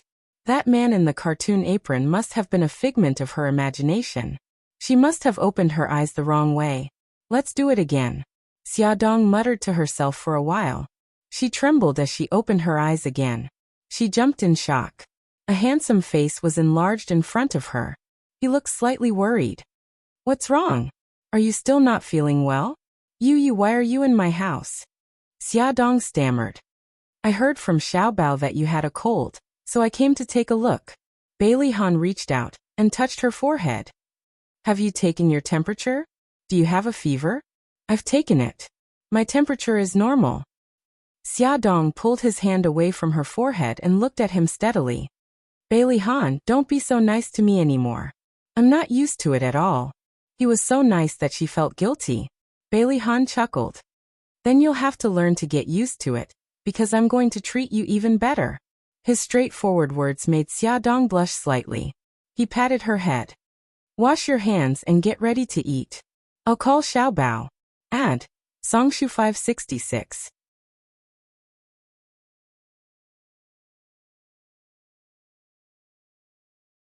Chapter 167. The dishes were all very light and suitable for people who had a cold. There was stir-fried fungus with lilies, stir-fried lettuce, broccoli with garlic, cold cucumber with a few drops of sesame oil, and a pot of thick millet porridge. Bailey Han even specially made cola chicken wings and deep-fried drumsticks for Xiao Yi. It had to be said that Bailey Han's cooking was very good. Even the picky Xiaobao temporarily put aside his prejudice against him and ate with relish. The millet porridge not only warmed Xiaodong's stomach, but also warmed her heart. It was a very happy thing to have someone care about her when she was sick. However, in the next moment, she was a little distressed. Bailey Han's care was not something she could accept. Xiaodong was full after eating a bowl of millet porridge, so she put down the bowl and chopsticks. Bailey Han looked at her. Do you want another bowl? No need, I'm full. You can eat slowly. After the meal, Xiaodong wanted to clear the dishes, but Bailey Han stopped her. Sit down and rest. Remember to take your medicine in half an hour. He looked very professional, so Xiaodong couldn't interfere even if she wanted to. Gigai curled up on the sofa and watched him busy. He seemed to treat housework as a job. He was serious and serious, not allowing the slightest mistake. After washing the pots and pans, he even wiped the kitchen table clean. It had to be said that he looked very charming when he was serious. A man who did housework could also be very charming. Xiaodong supported her head with one hand. She didn't know where her thoughts had run off to. Xiaobao's soft little body suddenly burrowed into her arms. He whispered, Mom. Xiaodong carried him to her side and asked, Baby, what's the matter? Xiaobao's voice was very low as he said mysteriously, Mom, how did you break up with Bailey Han in the past? Based on his recent observations, he realized that Bailey Han didn't seem like an irresponsible, bad man. Of course, the most important thing was Xiao Yi's background. It made him more and more unsure if he should continue to hate Bailey Han. So he wanted to figure out what was going on between his mommy and Bailey Han. Xiaodong glanced at Bailey Han, who was cutting fruits in the kitchen, and said in a low voice, This is an adult's business. Little brat, don't worry about it. Mom, I despise you. You always treat me like a 3-year-old. Xiaobao shouted angrily. Bailey Han could not help but look up at the living room. All right, stop yelling. Xiaodong quickly covered his mouth and whispered, Xiaobao, don't let Bailey Han know that you and Xiao Guai are his children. Do you hear me? Xiaobao blinked. His eyes were full of questions, as if he was asking why. Xiaodong was helpless. She said softly, Actually, I did something wrong to him in the past. He didn't do anything wrong to me, so you have to treat him better in the future. The fruit platter hit the glass table and made a crisp sound. Bailey Han's voice came from above. What are you whispering about? Eat some fruit. Xiaodong looked up and smiled dryly. I'm saying that Xiaobao should treat you better, because you're his elder. Isn't that right, Xiaobao? Her hand secretly pinched Xiaobao lightly. Xiaobao pouted unwillingly. That's right, Uncle Bailey. Uncle Bailey, Bailey Han's mouth twitched. Why did he suddenly feel that he was very old? After eating the fruit, Bailey Han sat beside the mother and son. He picked up a newspaper and started reading. He looked like he was going to stay for a long time. 10 minutes passed. Bailey Han was still reading the newspaper seriously. Xiaodong and Xiaobao looked at each other. Finally, Xiaodong coughed and said, Bailey Han, aren't you going back to the company in the afternoon? Bailey Han looked at the newspaper and said calmly, I've already arranged for the company's matters. Then you're not busy? No. Bailey Han looked up at her. Are you asking me to leave? No. Why would I? Xiaodong waved her hand and smiled. I just think that you're the big boss of the company. You must have a lot of things to do. It's good that you're not busy. It's good that you're not busy. Xiaobao rolled her eyes. She despised her mother in her heart. Bailey Han wasn't a monster. Why did she look like she was afraid of him? Bailey Han's lips curled up slightly. He looked at his watch. It was almost time. He poured a glass of warm water and took out some cold medicine. He placed it in front of Xiaodong. Take the medicine. Okay. Xiaodong looked like she was going to die a martyr's death. She swallowed the pill. Bailey Han actually took out a chocolate from his pocket and handed it to her. Xiaodong was petrified. Bailey Han felt a little uncomfortable under her stare. He coughed and explained, Xiaoyi likes to eat chocolate. Actually, he gave this to me. Oh. Xiaodong peeled the chocolate and stuffed it into her mouth. There were only a few keywords left in her mind. Xiaoyi gave it to him. After she took the medicine, he reminded her. You rest at home. I'm going to the hospital to visit Xiao Guai. I want to go too. Xia Dong jumped down from the sofa. Be good. You have a cold now. Who knows if you'll pass the virus to Xiao Guai. Why don't you rest at home, and then go to the hospital to visit her? Bailey Han called out to Xiaobao. Xiaobao, look after your mommy. Don't let her run around. Xia Dong was unhappy. Hey, what do you mean run around? I'm not a child. Bailey Han chuckled. In my eyes, Xiaobao is more reliable than you. Xiaobao nodded seriously. Uncle Bailey, I strongly agree with you on this point. Xia Dong was in tears. She was completely despised by the father and son. In the end, Xia Dong couldn't persuade Bailey Han. Xiaobao kept pestering her, and she didn't go to the hospital to visit Xiao Guai. Bailey Han played with Xiao Guai in the hospital for more than an hour. After she fell asleep, he went to the company. Before he got off work, he called Xia Dong. What do you want to eat tonight? Xia Dong was shocked. He wouldn't come to help her cook again, right? She quickly said, I'll just make some porridge tonight. Don't trouble yourself. Seeing her so fearful, Bailey Han was speechless. Forget it, he'd do as he saw fit. He looked at the time and said, You don't have to make food. I'll buy it on the way and bring it over. I'll be at your place around 6. After work, Bailey Han drove to a private restaurant and took away the food that he had ordered in advance. The fragrant stewed beef brisket with tomatoes, the milky white ginseng chicken soup, and the green vegetables were placed on the table. Xia Dong and Xiaobao couldn't help but exclaim, It smells so good. Bailey Han smiled when he saw their satisfied expressions. He picked up his jacket and said, Xiaobao, remember to remind your mommy to take her medicine half an hour after dinner. Perhaps it was because of what Xia Dong said at noon, or because Bailey Han's role as the good guy was too deeply rooted in people's hearts. Xiaobao's impression of him had changed greatly. He nodded and said, I know. Bailey Han smiled and touched his head. Then he looked at Xia Dong. I'm leaving first. I've already told the hospital. Xia Dong said, Aren't you going to eat with us? His lips curved and his smile became gentler. I promised Xiao Yi that I would go home and have dinner with him every day. Okay. Be careful on the road. Xia Dong walked him to the door. He suddenly put his arm around her shoulders and lowered his head to get closer to her. You. Xia Dong panicked and reached out to push him away. He was very strong. Her struggles were useless in front of him. He continued to get closer to her and kissed her forehead gently. He whispered, Rest well. Don't make me worry. Xia Dong's delicate face flushed red. He chuckled. I like to see you shy. How could he say something so shameless? Her heart pounded. Finally, she blushed and squeezed out 2 words from between her teeth. Pervert, he laughed deeply. His voice was full of pleasure. She glared at him. What are you laughing at? Hurry up and leave. I'll leave immediately. But you have to promise me that you'll remember to miss me. He liked to tease her and see her angry face. As expected, Xia Dong was angry. Bailey Han, I order you to get out of my sight immediately. Was the world going crazy? Bailey Han had always been expressionless. Why was he teasing her so blatantly? Was he possessed by Bailey Yin? Alright, I was just joking. Don't be angry. Bailey Han knew when to stop. He rubbed her hair and smiled warmly. Hurry up and go in. The food will get cold soon. Xia Dong, who felt bullied by him, didn't even say goodbye.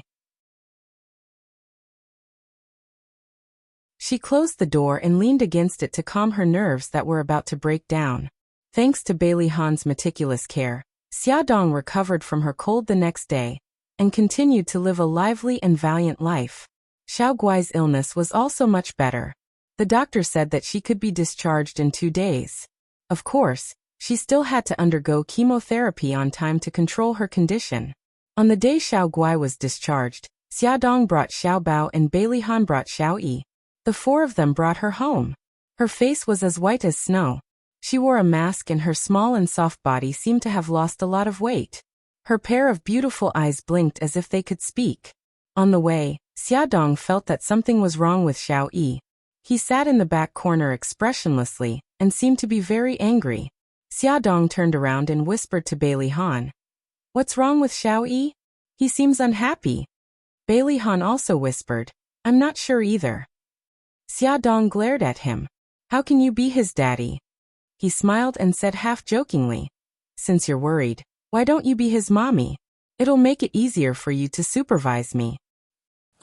Xia Dong couldn't be bothered with him. Xiao Guai, who was in Xia Dong's arms, was so happy that her eyes narrowed into slits.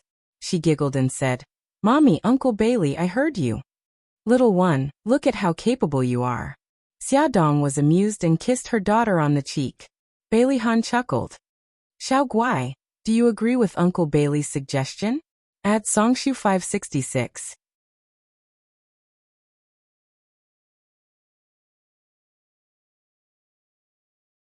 Chapter 168.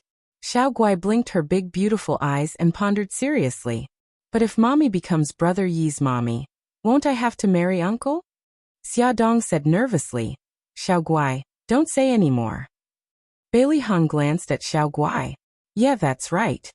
Xiao Guai let out an oh, and her next words almost made Bailey Han vomit blood. She said, then I can't agree to it. I want Uncle Shun to be my daddy. Bailey Han's face darkened. Why? Because Uncle Shun loves my mommy a lot. Xia Dong's face darkened. You little brat, what do you know about love? Don't talk nonsense. I'm not talking nonsense. Mommy, if you don't believe me, you can ask brother. Xiao Guai turned her little head to look at the back seat and shouted. Brother, am I right? Although their conversation was soft, it couldn't be hidden from Xiao Yi and Xiao Bao who were sitting in the back seat. Xiao Yi's face darkened and she clenched her fists in anger. Xiao Bao was speechless at their conversation, but he couldn't dampen his sister's spirits, so he could only nod. Look, mommy. Brother agrees with me. Xia Dong said helplessly. Yes. You're the best. Bailey Han was very unhappy. Mika Kito occupied a very important position in the children's hearts. It wasn't easy to defeat him. From the time Xiao Yi went to the hospital to pick up Xiao Guai until the time he and Bailey Han left Xia Dong's house, he didn't say a word or smile. The way he looked at Xia Dong frightened her. It wasn't a look that a 4-year-old child should have. It was filled with deep resentment. Whenever Xia Dong thought of the look in his eyes when he left, she would feel flustered. Could it be that he had discovered something? The next day he told Xia Dong the answer himself. He suddenly appeared alone in front of Xia Dong's house. Xia Dong heard a knock on the door. She opened the door but did not see anyone. Just as she was about to close the door, she heard Xiao Yi's cold voice. I'm downstairs. She lowered her head and indeed saw Xiao Yi standing at the door. His handsome little face was covered with a layer of frost, and his dark eyes were staring at her sharply. Xiao Yi, why are you here alone? Xia Dong was surprised and invited him in with a smile. He strode over with his short legs and sat on the sofa obediently. He looked at her coldly. I have something to tell you. Xia Dong poured a glass of fruit juice for him and sat across from him. Xiao Yi, what do you want to tell me? Xiao Yi's eyes revealed a deep resentment and he asked word by word. Why did you abandon me? Xia Dong's breathing suddenly stopped and her heart almost stopped beating. She gritted her teeth fiercely and came back to her senses. She forced a smile. Xiao Yi, what are you talking about? Auntie doesn't understand. He suddenly became angry and his little face flushed red. He said fiercely, stop pretending. I've tested our DNA and I know you're my mommy. Xia Dong's head exploded and her body trembled violently. She leaned against the sofa and her face was as pale as snow. I'm asking you, why did you abandon me? In order to get an answer today, he had snuck over to ask her while Daddy was at work. Xia Dong's lips trembled and her face was full of pain. I'm sorry, Xiao Yi. I'm sorry. Xiao Yi jumped off the sofa angrily and walked in front of her. He looked up and stared at her coldly. I want to know the answer. Why did you abandon me? I'm sorry. Xia Dong bent down to hug him. Xiao Yi, I'm sorry. I love you. I didn't abandon you on purpose. I really have my reasons. He couldn't dodge in time and was hugged tightly by her. Her embrace was so fragrant and warm. Every time he was lonely, he wanted someone to hug him like this, but she never appeared. Tears welled up in his eyes. Why did you abandon me? Why did you abandon me? Do you know how pitiful it is to be a child without a mommy? I'm sorry. Xia Dong was already sobbing. She hugged him tightly and apologized repeatedly. Why did you abandon me? You're the one who abandoned me. Xiao Yi was full of resentment. I'm the same as Xiao Bao and Xiao Guai. We're both your children. How could you treat me like this? How could you treat me like this? Xiao Yi became more and more agitated as he spoke. He finally burst into tears and pounded his chest with his fists. I hate you. I hate you. Xiao Yi, listen to mommy. Mommy loves you. I really didn't abandon you on purpose.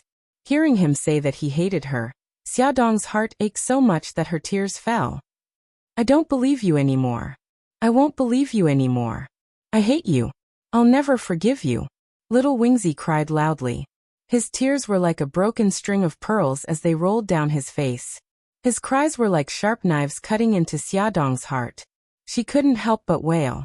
Their cries alerted Xiao Bao and Xiao Guai. Xiao Bao walked towards them step by step. He couldn't believe it. Mommy, is Bailey Yi really your child? Xia Dong cried even louder. She hugged Xiao Yi tightly in her arms as if this could make up for the 4 years of motherly love she had missed.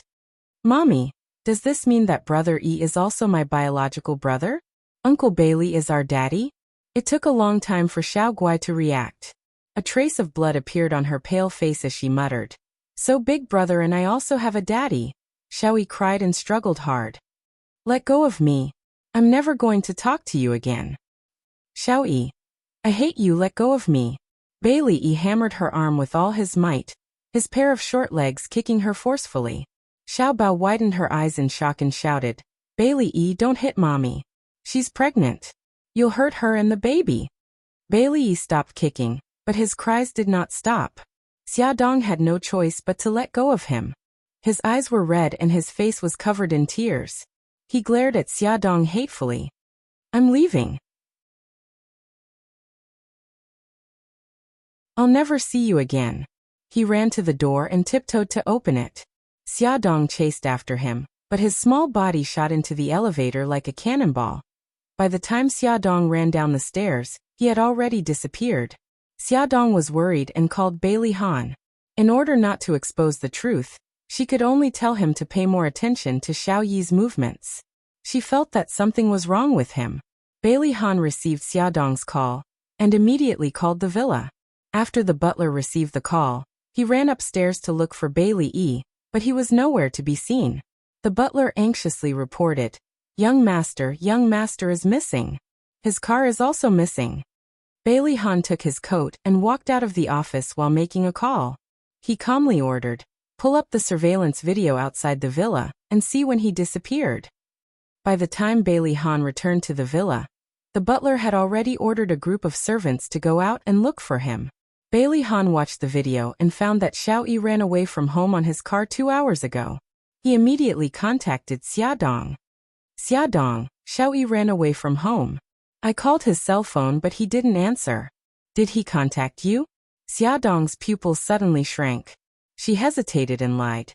Xiao Yi came to my place more than an hour ago. He said that he was here to see Xiao Guai. I saw that his expression was a little strange, so I called you and asked you to pay more attention. Do you know which direction he went? Xia Dong said guiltily. I'm sorry. He left in a hurry.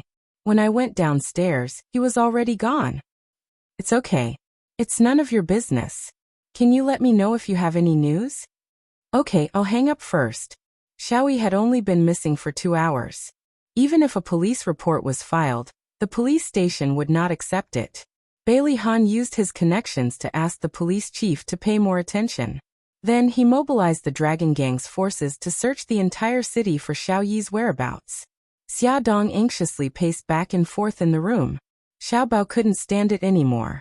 He pursed his lips and said, Mom, there's no use for you to be anxious. You have to believe in Bailey Han's ability. He will definitely find Xiao Yi. Moreover, Xiao Yi is so smart. He won't be in any danger. Xia Dong sighed. I know that he's smart, but no matter how smart he is, he's only a 4-year-old child. If he really meets bad people, how can he fight against them? Xiao Bao still wanted to persuade her, but she suddenly shook her head and said, I can't wait any longer. Xiao Bao, Do you know where Xiao Yi likes to go? Xiao Guai raised his arm and said in a childish voice, Mommy, I know. Brother Yi likes zoos and amusement parks. Yigai is so smart. Xia Dong patted her daughter's head and asked Xiao Bao. Xiao Bao, do you have a different answer? Xiao Bao thought for a moment. And the beach. Xia Dong texted the two children's guesses to Bailey Han. She also decided to go to the beach to try her luck. Because she was worried that something would happen to Gigai when she wasn't home. Xia Dong armed her to the teeth. She took the two children with her to the beach to look for Xiao Yi. The sunset was quiet and calm on the beach in the evening. The sea washed over the beach. From time to time, shells and small fish were stranded on the shore. Xia Dong put a sun hat on Xiao Guai.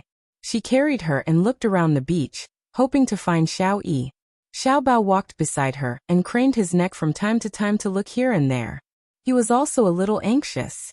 Although he used to hate Bailey Yi, when he found out that Bailey Yi was his brother, his rejection of Bailey Yi lessened a lot. He even slowly began to accept him. Mom, you and Xiao Bao are over here. I'll go over there and take a look. Xiao Bao pointed at a rocky mountain. I don't think so. Let's go over together. The rocky mountain looked a little steep. What if Xiao Bao got into an accident? The three of them walked over to the rocky mountain. Xia Dong looked at her feet seriously and didn't notice what was in front of her.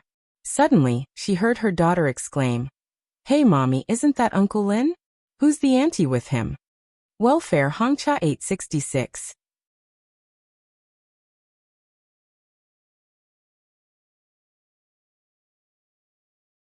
Chapter 169. Xia Dong looked up and saw a couple walking towards them with their backs to the setting sun.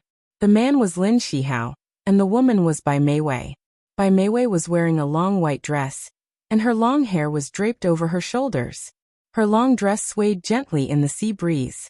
She was very beautiful, like a fairy descending into the mortal world. The two of them had their heads lowered and seemed to be talking about something. They didn't notice Xia Dong and the others. Xia Dong's eyes moved. She carried her daughter with one hand and pulled Xiao Bao with the other, and they hid behind a huge rock. The two of them gradually walked towards them. When they passed by the rock, Xia Dong heard their conversation.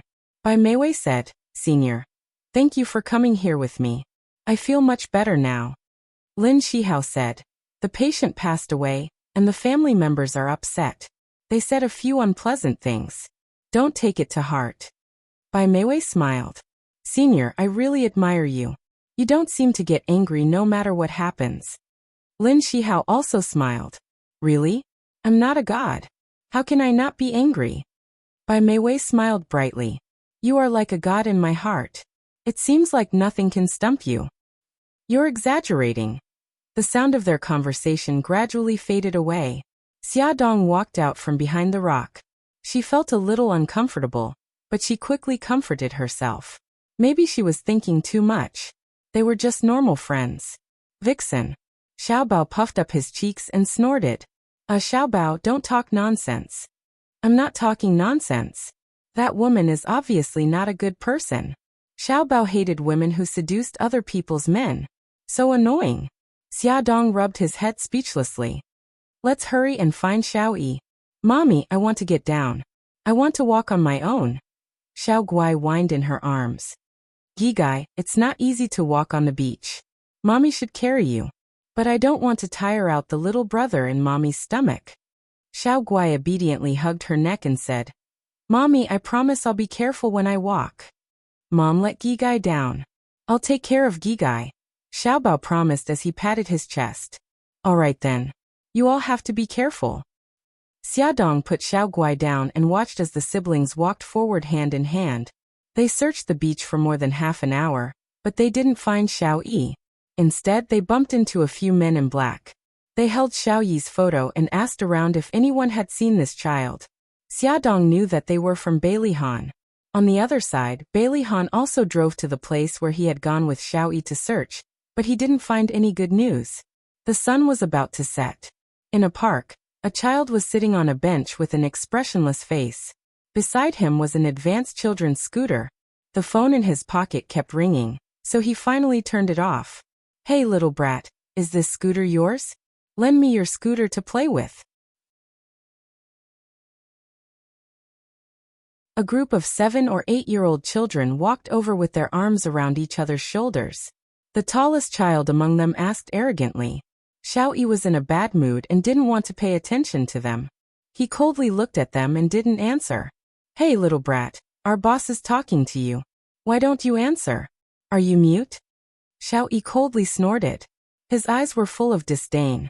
Hey this damn brat, are you looking for a beating? Su-er, drag his scooter to me. The child who was called boss was angry. Xiao Yi jumped off the bench and stood in front of his scooter. He coldly said, Get lost. The child called Su-er shouted, Brat, you have no manners. You must have a mother who gave birth to you and didn't teach you. Xiao Yi was poked in his wound. His anger flared up.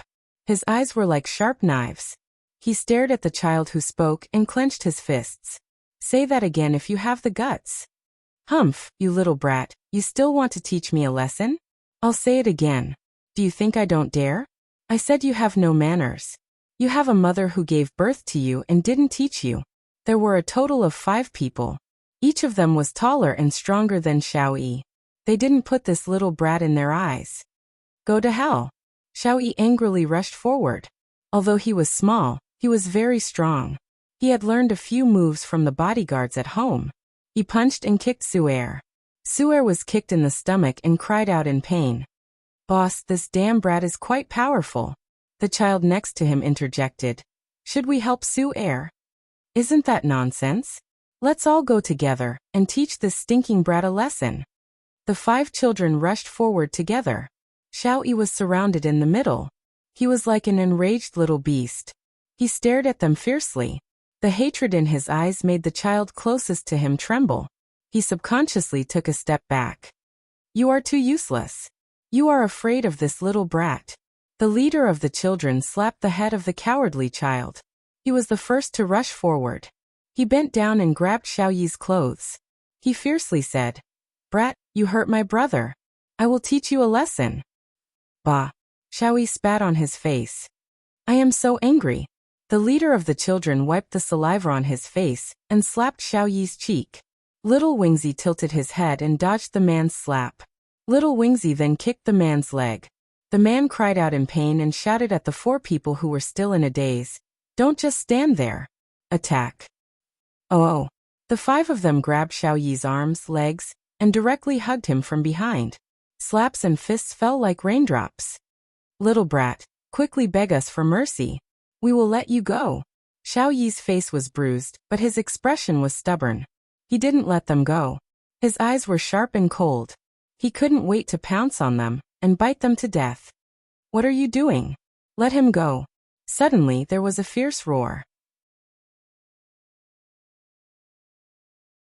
The 5 children looked up and saw a woman running towards them with a face full of anger. They immediately let go of Xiao Yi and ran away like a swarm of bees. After returning from the beach, Xiaodong drove to a few more places, but she couldn't find Xiao Yi. She was about to go crazy from anxiety. In the end, she saw Xiao Guai leaning against the chair and falling asleep. She had no choice but to take the children home. When she passed by the park, she suddenly had an idea. This was very close to her neighborhood, so Xiao Yi might be here. Thus, she parked the car by the roadside and asked Xiao Bao to take care of the sleeping Xiao Guai. She ran in to try her luck. Unexpectedly, she saw a group of children bullying Xiao Yi from afar, so she rushed over to scold them. She didn't expect to see Xiao Yi with a face full of injuries. Xiao Yi, don't be afraid. I will take you to the hospital right away. Xiaodong's heart almost stopped beating. She pounced on him to hug him, but he pushed her away. He said coldly, Go away. I don't need you to care about me. Xiaodong's nose twitched. She choked and said, Do you know that because you went missing, we were all very worried? Your daddy is still looking for you everywhere. How can you be so willful? He said coldly, I'm willful? That's because I was born to a mother and raised by no mother. His words were like a sharp knife stabbing into her body, and it hurt her to the core. Tears welled up in her eyes, and she dug her nails into her palms. Okay, you can hate me, but if you are so willful, how can you face daddy who loves you? Xiao Yi guy, listen to me and let me take you to the hospital, okay? She said the last sentence almost in a pleading tone. His dark eyes moved, and he stared deeply into her quietly crying eyes. His heartless words cut into her heart. You have never cared about me since I was born. I don't want you to care about me now, and I don't want you to care about me in the future. I will treat it as if my mommy is already dead. Tears streamed down her face. He flung her hand away and walked to his scooter. Just as he was about to step onto the scooter, Xiaodong rushed over and quickly picked him up. Let go of me, let go of me. Xiao Yi struggled and screamed. He even bit her arm with his teeth, but he didn't kick her. I won't let go. I won't let go. Even if you hate me, I will take you to the hospital. Xiaodong said as she walked quickly with Xiao Yi in her arms. Xiao Yi was much heavier than Xiao Guai. When they reached the entrance of the park, Xiaodong was already tired, but she still gritted her teeth and carried him to her car. Bao Bao, I will put Xiao Yi in the back seat. Look after him. Xiaodong put Xiao Yi in the back seat and instructed Xiao Bao. Xiao Yi was in a sorry state. His face was injured, and the corner of his mouth was red and swollen. Xiao Bao's pupils contracted when he saw him like this. He desperately grabbed onto him as he tried to escape and said angrily, Don't be so childish, okay? Behave yourself. The car door slammed shut and Xiaodong started the car. Xiao Yi wanted to escape, but he didn't have the chance. He gradually calmed down. Xiao Bao sighed in relief and poked his arm with his finger. There was concern in his voice that even he didn't notice. What happened to your injuries? Did you get into a fight with someone? Little Wingsy hissed in pain when his finger poked Little Wingsy's arm. Xiao Bao quickly retracted his finger. Is your arm hurt too? Xiao Yi made a soft sound and turned his little face away awkwardly. He didn't want to talk to him. Xiao Bao's eyes darted around. He suddenly thought of something and dug around in his little backpack. He pulled out a tube of ointment, twisted the cap, and said, Turn your head around. Xiao Yi snorted and ignored him. I told you to turn your head around. You're so awkward. Xiao Bao didn't dare to casually pull him for fear of touching his wound. However, Xiao Yi didn't want to cooperate, so he had no choice but to be magnanimous and move to the other side of him. He applied some ointment on the ointment with his small finger and reached out to Xiao Yi's eyes. Xiao Yi frowned. What are you trying to do? Welfare Xingwu 799. That you're tuning in to the Li Mei's Sword of Destiny YouTube channel. We're so grateful for your support, and don't forget to subscribe to join us on this incredible journey through captivating stories. Your generosity through donations truly makes a world of difference, as it's the primary source of revenue that allows me to expand and enhance this channel for you. Thank you from the bottom of my heart for being a part of this adventure.